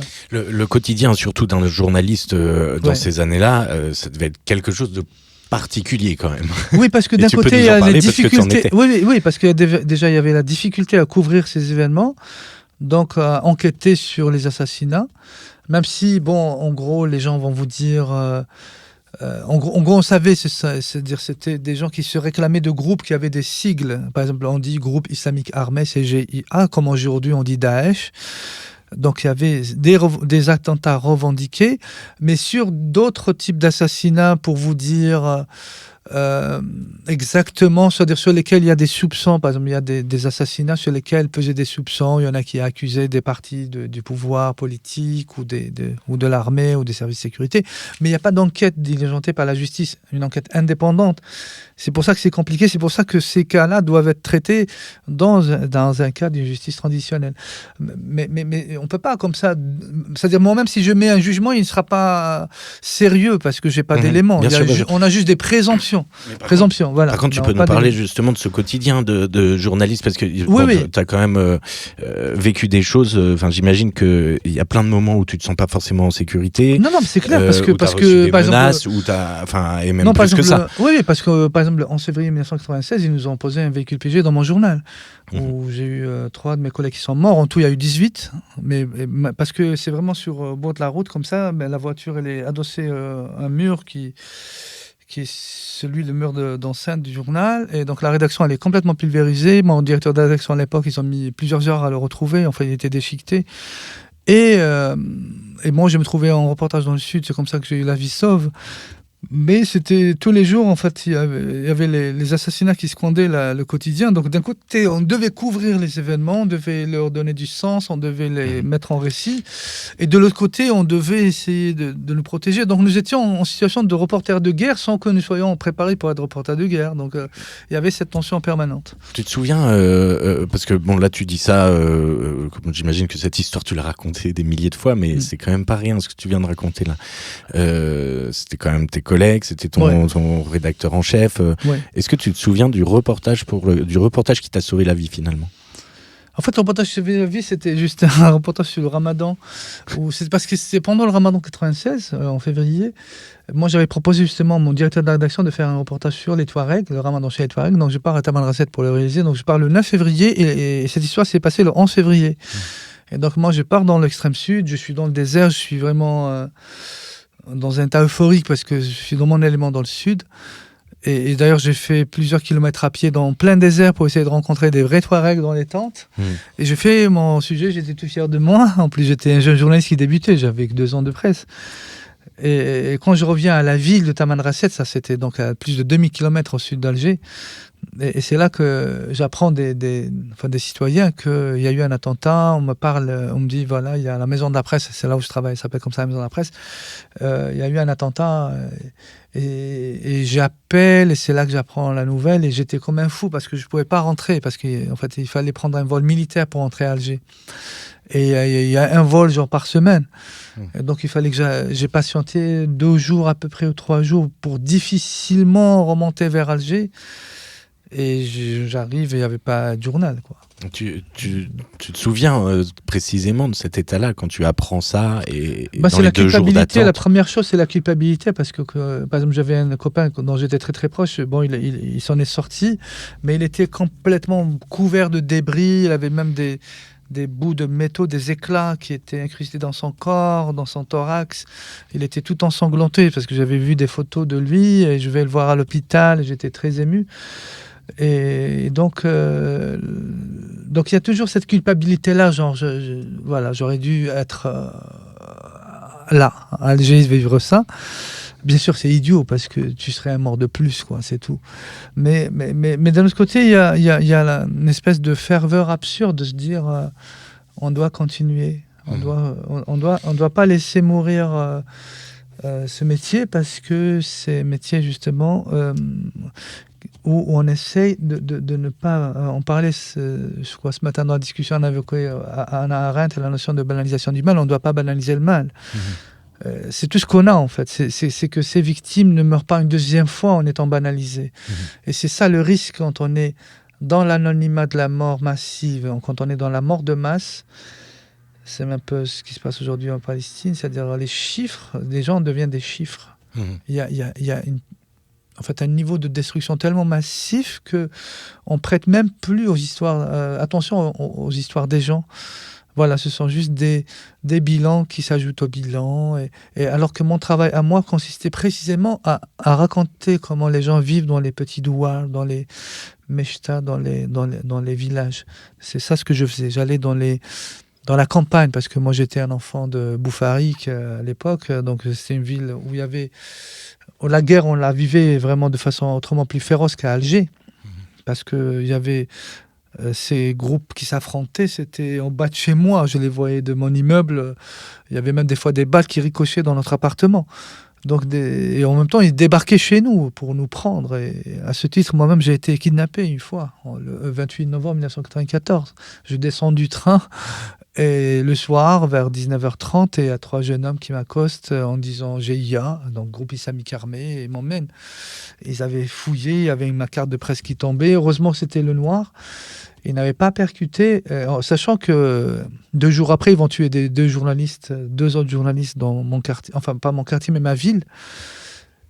Et donc, je leur ai dit, et ce qui est vrai, je leur ai dit, je suis étudiant, on appelait ça magistère à l'époque, enfin 3e cycle. Et rien que pour ça, ils m'ont tabassé, parce que ils m'ont dit, mais on vous a bien prévenu qu'il ne faut plus fréquenter l'université, tout ça. Sur le quai de la gare Oui, non, ils m'ont emmené... Il y a un verger pas loin de la gare, c'est un verger d'orangers. C'est une orangerie. Le cadre était joli, au moins. Oui, Boufarik, on l'appelle la ville des oranges. Ah, oui. Donc il y avait quelques orangeries encore. Et ils m'ont jeté dans une fosse, ils m'ont tabassé à mort. Et après, il y a eu des coups de feu, ils sont taillés. Mais après, quand j'ai réanalysé cette scène, je me suis dit, ça peut être que des gamins qui profitent du chaos ambiant pour me prendre un peu d'argent, parce qu'ils m'ont piqué mon sac à dos. J'avais un beau sac à dos et de l'argent, donc c'était pour ça. C'était du banditisme qui s'est greffé sur le terrorisme.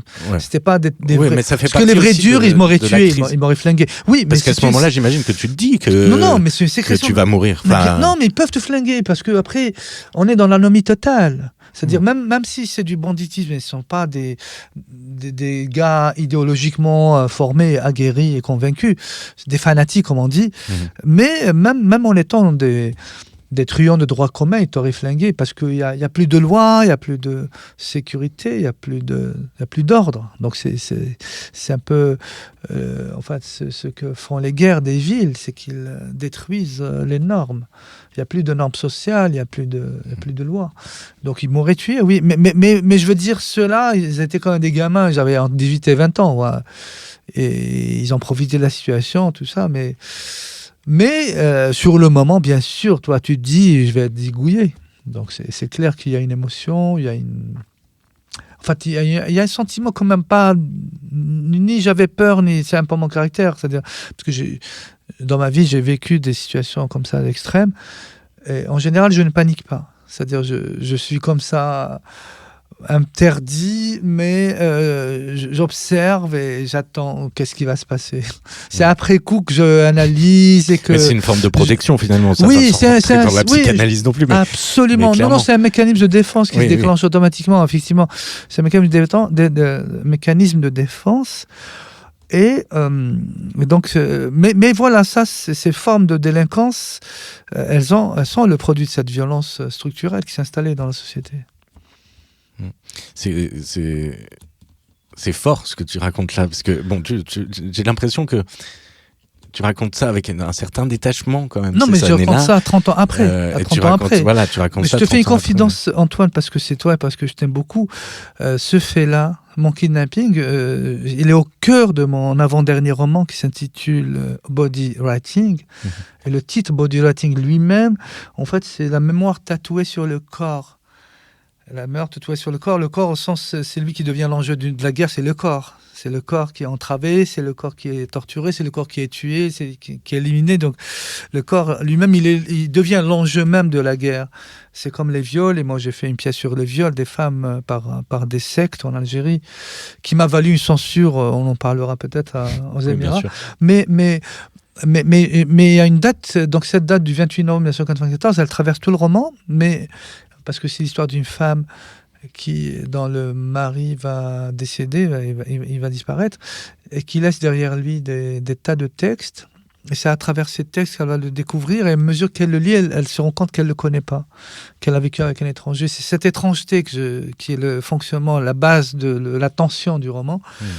Donc ça s'appelle Body Writing, et qui est sorti en France sous le titre Alger Journal Intense. Et il y a un chapitre qui s'appelle d'ailleurs sur les événements d'octobre, qui s'appelle Octobre, tout simplement, et un autre qui s'appelle Orange Sanguine. Orange Sanguine, la référence, c'est l'éclair à Boufarik, à la ville des oranges.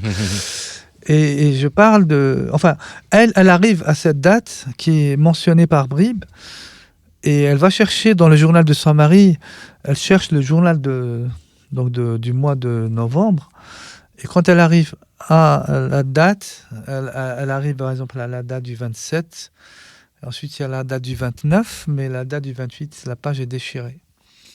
Et ce qui est vrai, c'était mon cas. Quand j'ai cherché qu'est-ce que j'ai écrit, j'ai trouvé que la page n'existait pas. Et c'est bien après que j'ai trouvé une feuille comme ça pliée en 8 et dans une enveloppe dans laquelle j'avais même pas la force d'écrire, j'avais juste noté rapidement ce qui m'était arrivé. C'est comme si je voulais vraiment enlever cet événement traumatique de ma tête. Et c'est d'ailleurs ça qui m'avait amené à en faire le sujet même de mon roman. Et il revient aussi ici. Il y a un chapitre en fait qui s'appelle La page manquante, justement où je parle de ça. Mais c'est le livre, là dans Terminus Babel, c'est le livre qui va prendre en charge cette narration. Parce qu'il dit, l'écrivain, lui, il ne peut pas en parler, mais moi, je vais le dire. Mais même le livre, il ne pourra pas forcer le couvercle de l'inconscient. Ouais. En fait, cette construction, elle s'explique simplement par le fait que on était dans l'anonymat, c'est-à-dire des morts de masse. C'est-à-dire la mort, elle était tellement massive. Donc, les morts deviennent, comme je disais tout à l'heure, c'est des statistiques, c'est juste des chiffres, c'est tous les chiffres. Et les histoires n'ont plus d'importance. Et c'est un peu pour marquer ça que je n'ai pas voulu raconter mon histoire. Mais le fait que je sois devenu papa... Alors justement... J'avais voulu un petit peu aborder ça. Peut-être que j'y reviendrai. Justement, déjà, je te remercie vraiment. Je suis très ému de tout ce que tu racontes parce que c'est... Non, mais j'ai dû faire un travail sur moi-même pour que je t'en parle maintenant de façon un peu apaisée. Puis comme tu dis, il y a 30 ans de... Voilà, oui, c'est-à-dire maintenant j'ai fait le deuil de tout ça. Ouais. En tout cas, je peux dire que j'ai fait le deuil, parce que tu ne peux pas savoir comment une blessure, ça s'ouvre, ou un trauma, il rebondit, il te revient un boomerang, tu ne peux pas savoir. En fait, tu peux pas savoir. Peut-être que ça va revenir plus tard. Et justement, confidence pour confidence, début des années 2000, c'est une période qui est très importante pour toi à plusieurs titres. Déjà, tu arrives à 42 ans. Oui. Et 42 ans, c'est un âge qui représente beaucoup de choses pour toi et qui fait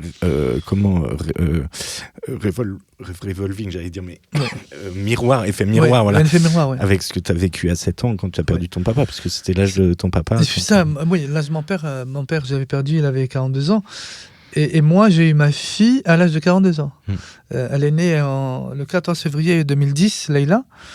Et c'est un peu une revanche sur le sort, parce que, en fait, quand mon père est mort, j'ai perdu l'usage du mot papa, parce que je ne pouvais plus le prononcer, le mot papa, à qui je vais dire papa. Et à 42 ans, l'histoire, c'est comme si l'histoire qui était interrompue, je ne sais pas, 30 ans avant... reprenait son cours, mais le rôle était inversé, parce que cette fois c'est moi qui suis le père. D'ailleurs, l'ouverture de Body Writing, c'est dans Body Writing que je raconte ça, il y a une photographie, l'une des rares que j'ai de mon père, que j'ai mise dans le roman. Du coup, ta fille est quand même porteuse de cet héritage-là. Oui, et c'est ça le sujet, en fait. Le sujet, c'est vrai que je parle de la femme de Karim Fatemi, donc c'est sa femme qui va entreprendre cette fouille mémoriel, mais il y a aussi la fille, parce que la fille, elle s'exprime par des dessins, donc il y a des dessins dans le roman. Mais je me suis interrogé avec la masse de documents que j'ai laissés à la maison. Est-ce que je ne suis pas en train de confisquer leur avenir ? Et ça aussi, c'est un questionnement. C'est-à-dire, est-ce que c'est pas un fardeau que mes filles vont porter ? C'est ton cas aussi, parce que quand on est artiste, il y a des œuvres, mais il y a aussi des tas de brouillons, il y a des tas d'histoires, il y a des tas de, et combien de brouillons déchets. Voilà, il y a des tas de matériel préparatoire. Et à côté de ça, il y a des tas de névroses aussi. Et on se dit, est-ce qu'on n'est pas en train de piéger l'avenir de nos enfants, mais en même temps, c'est leur destin. C'est un peu... Oui, parce que c'est ce que moi, j'aimerais qu'elles fassent leur vie. D'ailleurs, c'est sur cette... Tu as la réponse à cette question ? En fait, je n'ai pas la réponse parce que c'est leur liberté aussi. C'est-à-dire, elles peuvent faire comme elles veulent de ce matériau, comme elles peuvent l'enfermer dans un placard et elles jettent la clé. Voilà. Ouais, ça, c'est leur liberté. Mais mon expérience, pour avoir beaucoup travaillé avec des fils d'artistes notamment, et des fils de militants, en général, il y a toujours quelqu'un dans la famille qui va faire le même réaliste. Ouais. Qui va se coltiner le sale boulot, mais aussi il a ses avantages, on va pas se mentir. C'est-à-dire, c'est quand même, tu as des artistes sur lesquels il y a des tas de chercheurs, et quand un enfant va travailler sur l'œuvre de sa maman ou de son papa, il a un accès direct à l'œuvre. Oui, il a une longueur d'avance. Il a un accès direct à des inédits. Il a un accès, par exemple, je le vois avec les enfants de Mohamed Dib, l'immense écrivain algérien. Ces enfants font un remarquable travail sur l'œuvre de leur papa. Et je le vois faire avec plaisir, avec bonheur, ces filles. J'ai pas ce sentiment qu'elles font de mauvaise grâce ou bien que ça les ennuie. Voilà. Parce que ta deuxième fille, du coup, naît quelques années plus tard, en 2017. C'est ça, oui. Au moment où pile on se rencontre. Voilà, elle naît 2 mois, je crois, avant notre première rencontre. Alors justement, dans ces années 2010 et puis 2020, en tout cas depuis 15-20 ans maintenant, tu travailles très largement en dehors des frontières de l'Algérie. Oui. Et j'ai l'impression que c'est quand même quelque chose de constitutif, même évidemment dans ta façon de travailler, mais ça infuse dans ta façon d'écrire et dans ton rapport à l'écriture, notamment le rôle presque politique que tu donnes à cette écriture. Oui. Non, c'est vrai. En fait, dès que j'ai sorti mon premier roman, je précise, c'est mon premier roman publié, pas écrit. C'était en 2000 avec la naissance des éditions Bazar à Alger. Dès que j'ai sorti ce roman qui s'intitule Zarta, ça veut dire déserté, il y a par exemple le monde du théâtre qui s'est intéressé à mon écriture. On me disait, ton écriture, elle a une énergie qui pourrait s'entendre sur un plateau. Et donc c'est comme ça que tout de suite, c'est concomitant. Donc je sors en 2000, je commence à écrire pour le théâtre en 2000, quelques mois après. Et je commence... tout de suite après... il y avait des premières productions qui se font en France. C'était en France. Et je me souviens, j'avais participé à un festival à Toulon en 2002, et par des petites formes comme ça, très expérimentales. Et très vite, j'ai été confronté à ces dédoublements, c'est-à-dire ce statut bizarre, inconfortable, où d'un côté, j'écris en français, mais dans un français qui m'est familier, qui est algérianisé.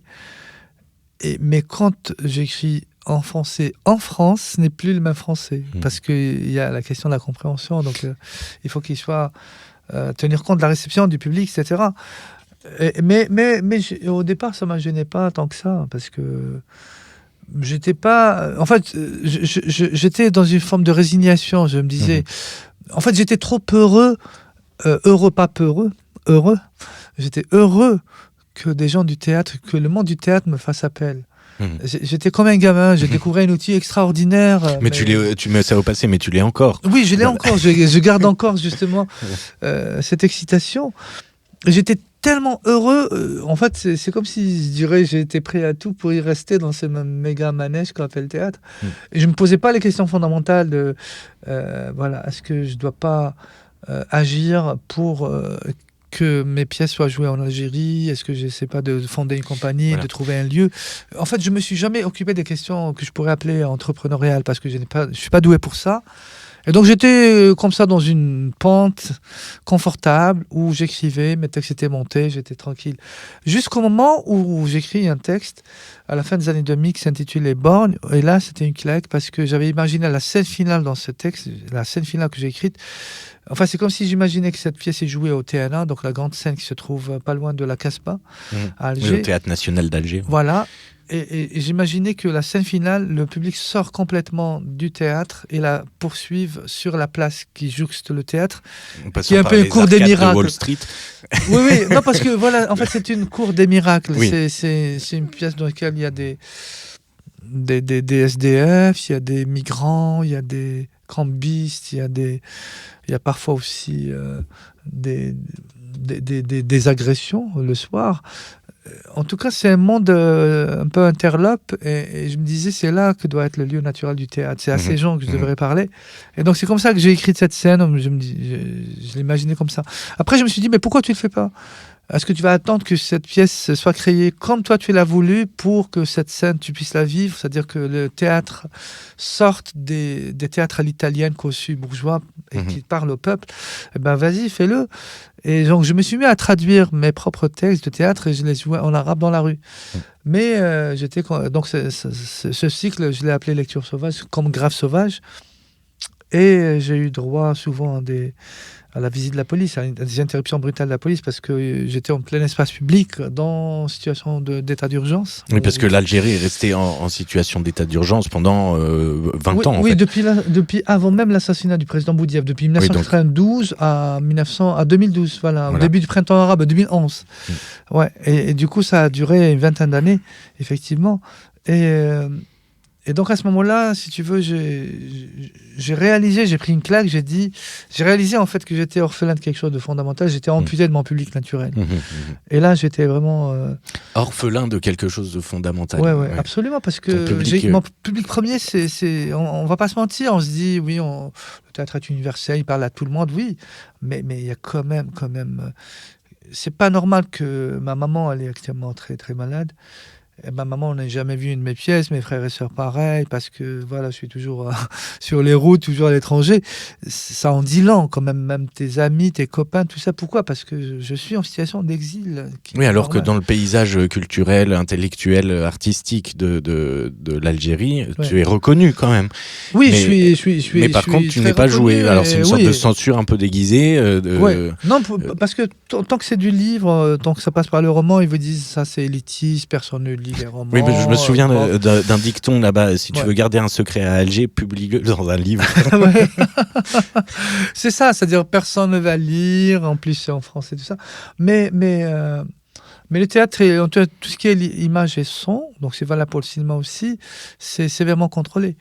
Et j'ai cette réputation de traiter de sujets qui fâchent avec un style assez subversif. Donc c'est ça qui fait qu'on se méfie un peu de moi, oui. Donc censuré dans ton propre pays. Oui, censuré dans mon propre pays, mais je ne sais pas ce que... enfin, je sais que j'y suis aussi pour quelque chose. Parce qu'il y a plein de formes intermédiaires que j'aurais pu tenter. Pas forcément la forme lecture sauvage où je suis allé c'était un peu frontal. Oui, c'est frontal, c'est ce que j'allais dire. Mais est-ce que c'est trop tard ? Non, c'est pas du tout trop tard. C'est juste que c'est pas tellement l'envie, c'est l'énergie. J'ai plus la force. Je suis fatigué. Alors, je parle comme un vieux con. Je vieillis, je suis fatigué. Quelque part, cette situation, ça te rend pas plus proche de tes origines culturelles, même de tes papiers, de ta nationalité, de ton pays, de ton histoire, etc. Et le fait qu'on t'interdise ça, c'est comme un enfant à qui on interdit quelque chose. En fait, ça donne de la valeur à cette chose-là. Oui, non, c'est une façon peut-être de susciter la curiosité, mais encore faut-il qu'il y ait une demande. Il n'y a pas de demande sociale sur le théâtre en Algérie. Oui. Enfin, il y a un public pour le théâtre, il y a un grand public pour le théâtre, il y a une grande ferveur, il y a un engouement, il y a tout ça. Mais il n'y a pas des gens qui vont regretter que Mustapha ne soit pas joué. En fait, les gens s'en foutent. Non, mais c'est à moi de faire en sorte de faire entendre cette parole parce qu'elle n'est pas mienne. Parce que les histoires que je porte en moi, ce ne sont pas mes histoires. Ce sont des histoires collectives, le plus souvent. Même si, bien sûr, il y a une parole personnelle derrière. Donc, je pense que c'est un bout de notre mémoire collective qui est contenue dans ces pièces. Et j'aurais souhaité justement qu'elle soit entendue.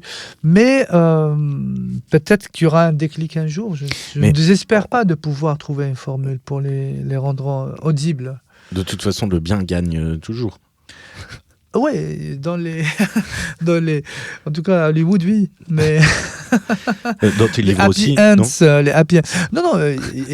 Moi, je suis un partisan si tu veux, de la nuance. Donc, dans la nuance, il n'y a pas le bien et le mal. Moi, j'essaie en tout cas de lutter contre le manichéisme et d'amener plus des fins ouvertes. Voilà, je travaille toujours sur des fins ouvertes. Et donc, je ne ferme aucune porte. Quand je disais ça, que ça donne de la valeur à l'objet interdit, je parlais plus dans l'autre sens, par rapport à toi. Et du coup, toi, ton rapport à l'Algérie, parce qu'on pourrait très bien te rétorquer, puisque tu n'arrives pas à travailler dans ton pays, viens en France, puisqu'en France, on accepte tes œuvres, on te publie, on joue tes pièces. Du coup, la France est réceptacle de cette parole que tu portes et de ce combat que tu portes. Non, mais je suis en même temps dans une forme... c'est-à-dire de résistance. Il y a un îlot de résistance en moi qui est peut-être en fait inextinguible et inexpugnable. C'est en fait l'idée que je continuerai jusqu'au bout à faire ce que je peux en Algérie auprès des Algériens. C'est-à-dire avec les maigres moyens qui soient les miens, c'est-à-dire l'écriture. Avec très très peu de choses. Voilà, c'est tellement dérisoire, mais c'est tout ce que j'ai et j'aimerais continuer quand même à faire des choses là-bas. Et après, à côté de ça, il y a bien sûr tout ce que le monde peut m'ouvrir comme porte et je n'en ferme aucune. Et les deux sont tout aussi importants. On est en plus dans la mobilité. Oui. En plus, on est dans la mobilité, c'est-à-dire on a cette chance. C'est vrai qu'il y a un monde de plus en plus fou, de plus en plus cloisonné, de plus en plus morose, mais à côté de ça, il y a des passeurs comme toi, Antoine, par exemple. Ou comme Antoine, toi, le généreux. C'est sur ça qu'on se retrouve. Ouais, parce que en fait, il faut juste préciser que nous sommes à Chambéry. On enregistre à Aix-les-Bains, mais pardon. On est à Aix-les-Bains. Là, vraiment, je dois reviser mes cours de géographie. On est à Aix-les-Bains. Et on vient de vivre un moment d'une extrême intensité avec des élèves du lycée de Chambéry. Mais cette expérience-là, en soi, si elle dit une chose, c'est que voilà, il y a des passeurs merveilleux et lumineux comme toi qui font que, et même bien sûr nos amis du lycée de Vosges-là, qui ont fait que ces œuvres, même à une échelle micro, elles peuvent avoir un peu leur place et leur rayonnement. Et donc, ça, pour moi, c'est quelque chose d'extrêmement précieux. Tu parles d'îlot de résistance qui te fait rester en Algérie et qui te fait... c'est une sorte de petite flamme au travers de la nuit, quoi. J'imagine ça comme ça, dans un combat, de faire entendre cette parole-là, de faire entendre ces actions-là, de justement ces actes de partage, de mise en mouvement, de pensée, etc., que tu t'acharnes à... Mais cet îlot de résistance, il vient d'où ? Il faut d'abord d'un désir. C'est comme rester avec sa femme ou son amoureux, c'est-à-dire il y a un lien charnel qui me lie à l'Algérie, qui me lie aux Algériens. C'est un amour inconditionnel. Je ne peux pas m'imaginer respirer... Enfin, je peux supporter peut-être l'exil, je n'ai pas vraiment essayé. J'ai fait des séjours plus ou moins longs à l'étranger, mais il y a toujours cet appel de la terre d'Algérie qui revient, et c'est un peu mon humus et mon écosystème. C'est là que mon écriture peut-être atteint sa plénitude, je ne sais pas, peut-être je me fais un film, mais à côté de ça, je me dis simplement que dans le monde occidental, de manière générale, ils ont tout essayé. Ils ont une pléthore d'artistes, qu'est-ce qu'un gars comme moi pourrait apporter, tandis que de l'autre côté, quand même, il y a plein de choses à faire. C'est aussi bête que ça, c'est que le calcul est vite fait. Le calcul est vite fait. Il y a tellement de choses à faire en Algérie. En tout cas, beaucoup à faire. Oui, beaucoup à faire. Et très directement. Voilà, même à intervenir dans des écoles en Algérie, même à écrire de temps en temps sur des problématiques qui concernent la population, que ce soit sur les conditions de vie ou bien sur des problématiques sociétales, etc. Mais ça reste quand même de tout petit. C'est un peu comme la fable du Luciole. Voilà, ce sont des tout petits points. Mais moi, en tout cas, c'est l'idée que je me fais depuis le début, puisqu'on a commencé cette histoire, par exemple, en parlant de cet enfer des années 90. À l'époque aussi, quand moi j'allais dans des petits villages qui étaient exposés à la terreur, je savais très très bien qu'il qui ne valaient pas lire mes papiers. Ça serait vraiment... il faut être fou pour penser que nos écrits vont changer quelque chose à leur situation. On savait que ça ne sert à rien. Mais cette production, elle peut trouver sa place ailleurs. Elle peut trouver sa place, par exemple, dans la mise en mémoire de ces événements. Rien que, ne serait-ce que dans le fait de documenter cette séquence, parce qu'il faut bien que cette histoire soit rédigée, soit écrite et soit enregistrée pour que, encore une fois, ces personnes soient... Pour qu'elle existe. Oui, et leur mort ne soit pas vaine. Et c'est en cela que notre travail prend sens. C'est dans la mise en récit de fragments de la mémoire collective.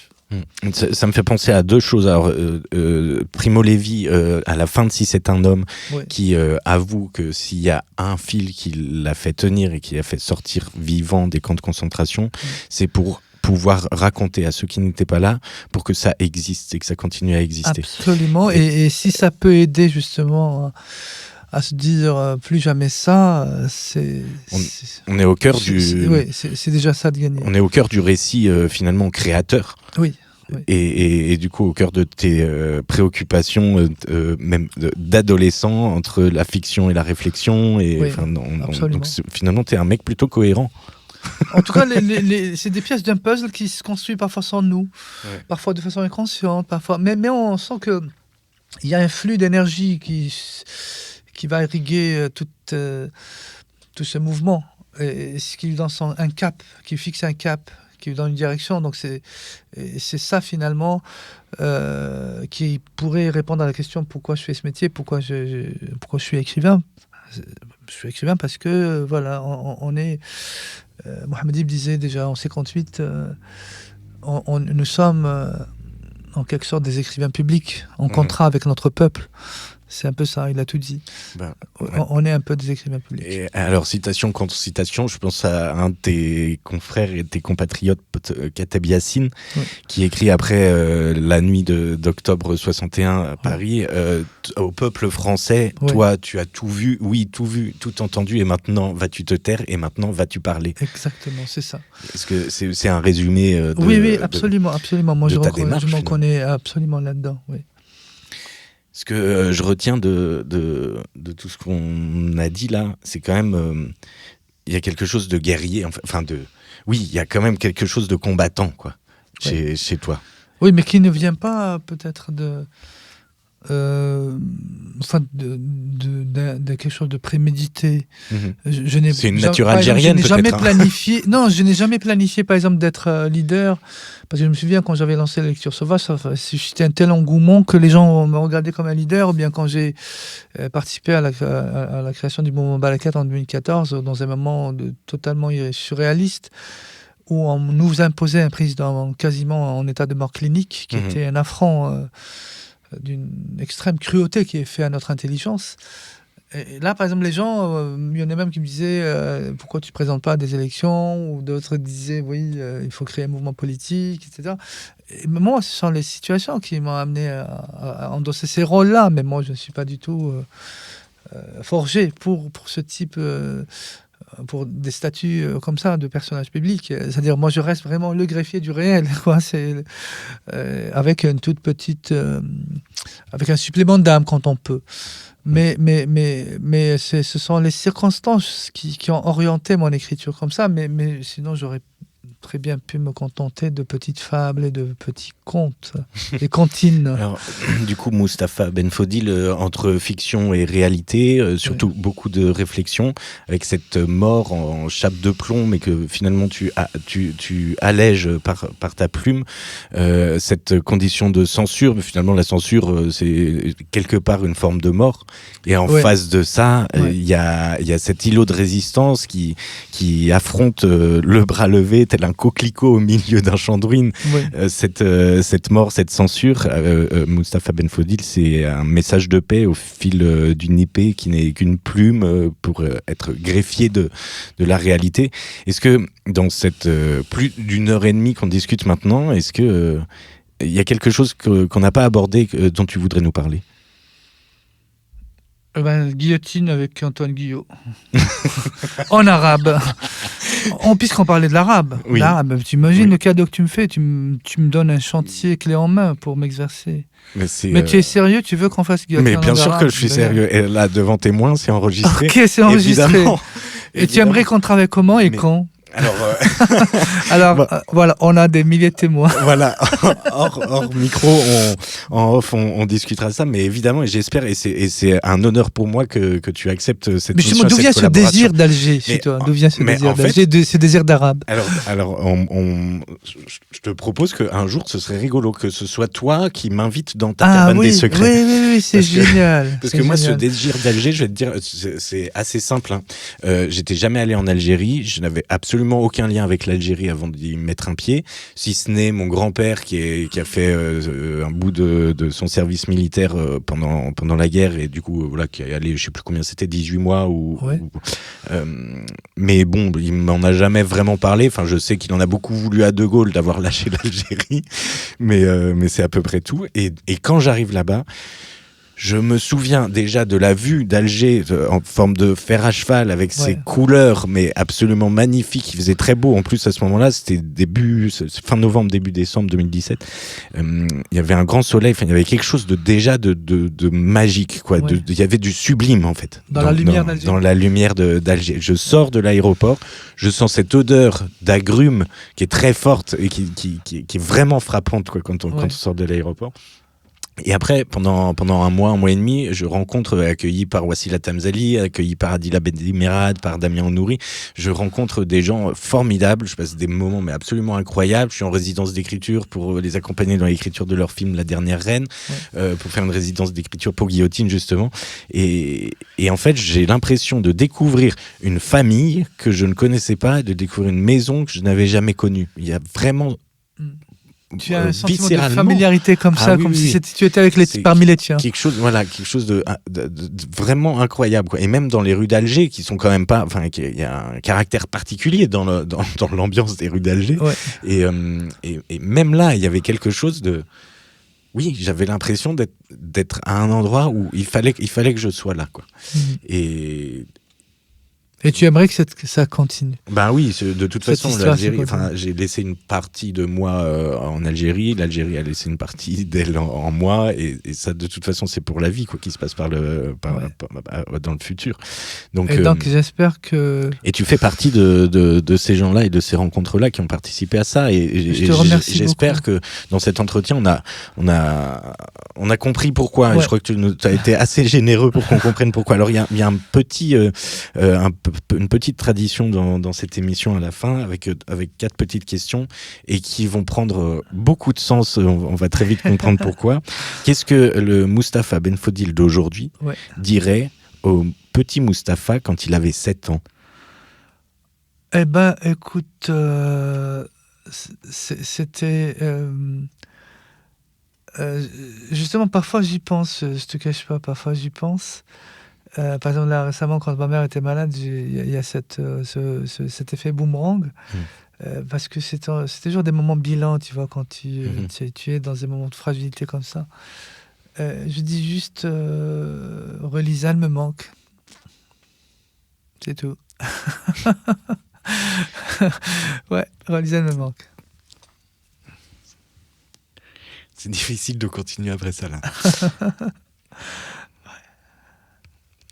Merci Merci Antoine. Il y a beaucoup d'émotions. Ouais, beaucoup d'émotions aujourd'hui. Vraiment, c'est. Qu'est-ce que tu dirais au Mustapha qui a 90-95 ans? Je dirais, pourvu qu'on ait les reins solides. J'aimerais tellement que ce soit une prophétie qui se réalisera, parce que avant, j'étais pas très attaché à cette idée de la durabilité. Maintenant, pour mes enfants, j'aimerais durer un petit peu. Ouais. Là, on est dans ma cabane avec les bains. Est-ce que cet endroit-là dans lequel on est enfermé et dans lequel on discute et on partage tout ça tous les deux, est-ce que cet endroit, il a changé là, depuis 1h30 pour toi? En tout cas, je me sens vraiment super bien, d'autant plus que dans un livre que je suis en train d'écrire, il y a un chapitre qui s'intitule L'allégorie de la cabane. Il y a une cabane qui est au cœur du livre, je te jure. C'est comme une chambre noire. C'est comme une chambre noire, ouais. Et elle a en fait, c'est une toute petite cabane, mais en fait, il y a un côté mystérieux parce que quand tu rentres dedans, il y a, tu peux pas savoir de quel côté tu sors, et c'est justement donc la notion de cabane des secrets, elle prend tout son sens, tu vois. Donc c'est tout sauf anodin pour moi. Non, j'espère qu'elle va rester même quand tu vas t'embourgeoiser. Ben, j'espère aussi. J'espère aussi. Et du coup, est-ce que tu as un dernier mot pour la route, un message à livrer au monde?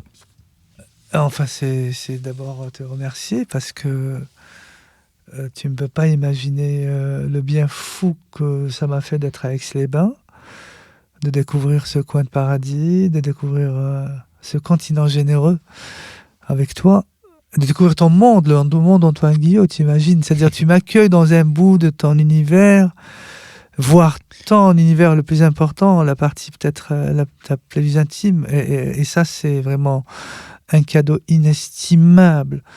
Et c'est vraiment un gage de fraternité. Et moi, je suis très fier de te compter parmi les miens. Merci beaucoup. Alors, il y a un petit dernier exercice. Je vais quitter ce studio. Ouais. Je te laisse tout seul face au micro. Ok. Tu dis absolument ce que tu veux. D'accord. Je n'entendrai pas ce que tu dis. Et tu me rejoins dehors quand tu as terminé. D'accord. Bon. Ok. Merci beaucoup. Merci à toi, Antoine. Merci. Je te confie ma cabane.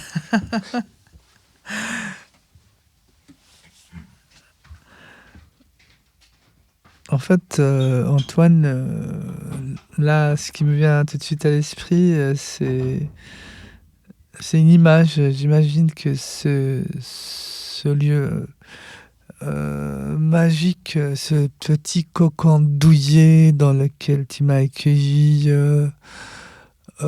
quelque chose de mystérieux en même temps, de tellement sécurisant.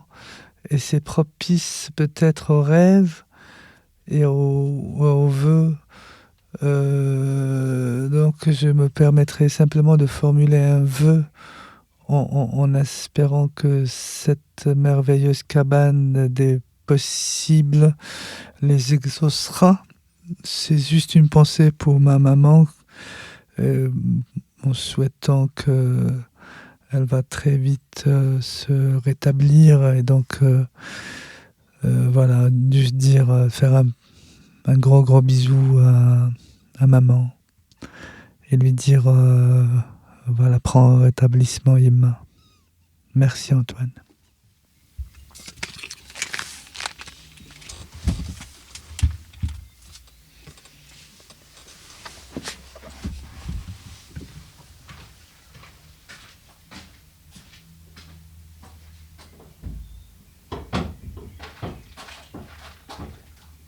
C'est un garçon.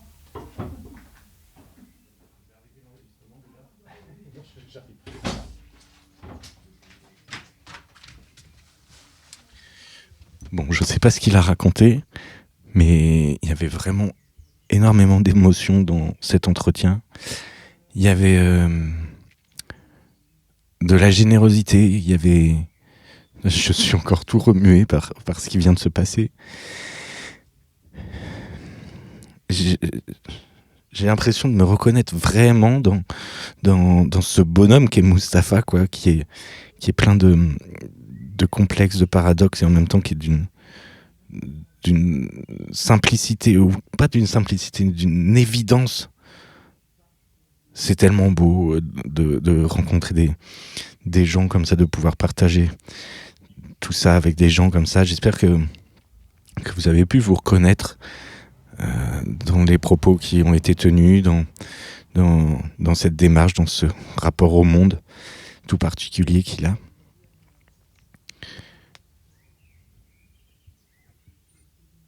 Vivement la suite, vivement l'avenir. La Cabane des Secrets, une émission de Carnet d'Art Podcast qui vous a été présentée par la compagnie Caravelle, un programme produit par Antoine Guillot, réalisé par Jérémy Buatier. Retrouvez-nous sur votre plateforme d'écoute préférée et abonnez-vous pour ne rater aucun épisode. Vous pouvez nous retrouver également sur Instagram et Facebook, sur carnetdart.com et sur lacompagniecaravelle.fr. Vous pouvez également nous soutenir en faisant un don défiscalisé sur Hello Asso en suivant le lien en description. Allez-y, cliquez. Cliquez sur le lien, vous verrez, ça va bien se passer. Merci beaucoup. Gros bisous.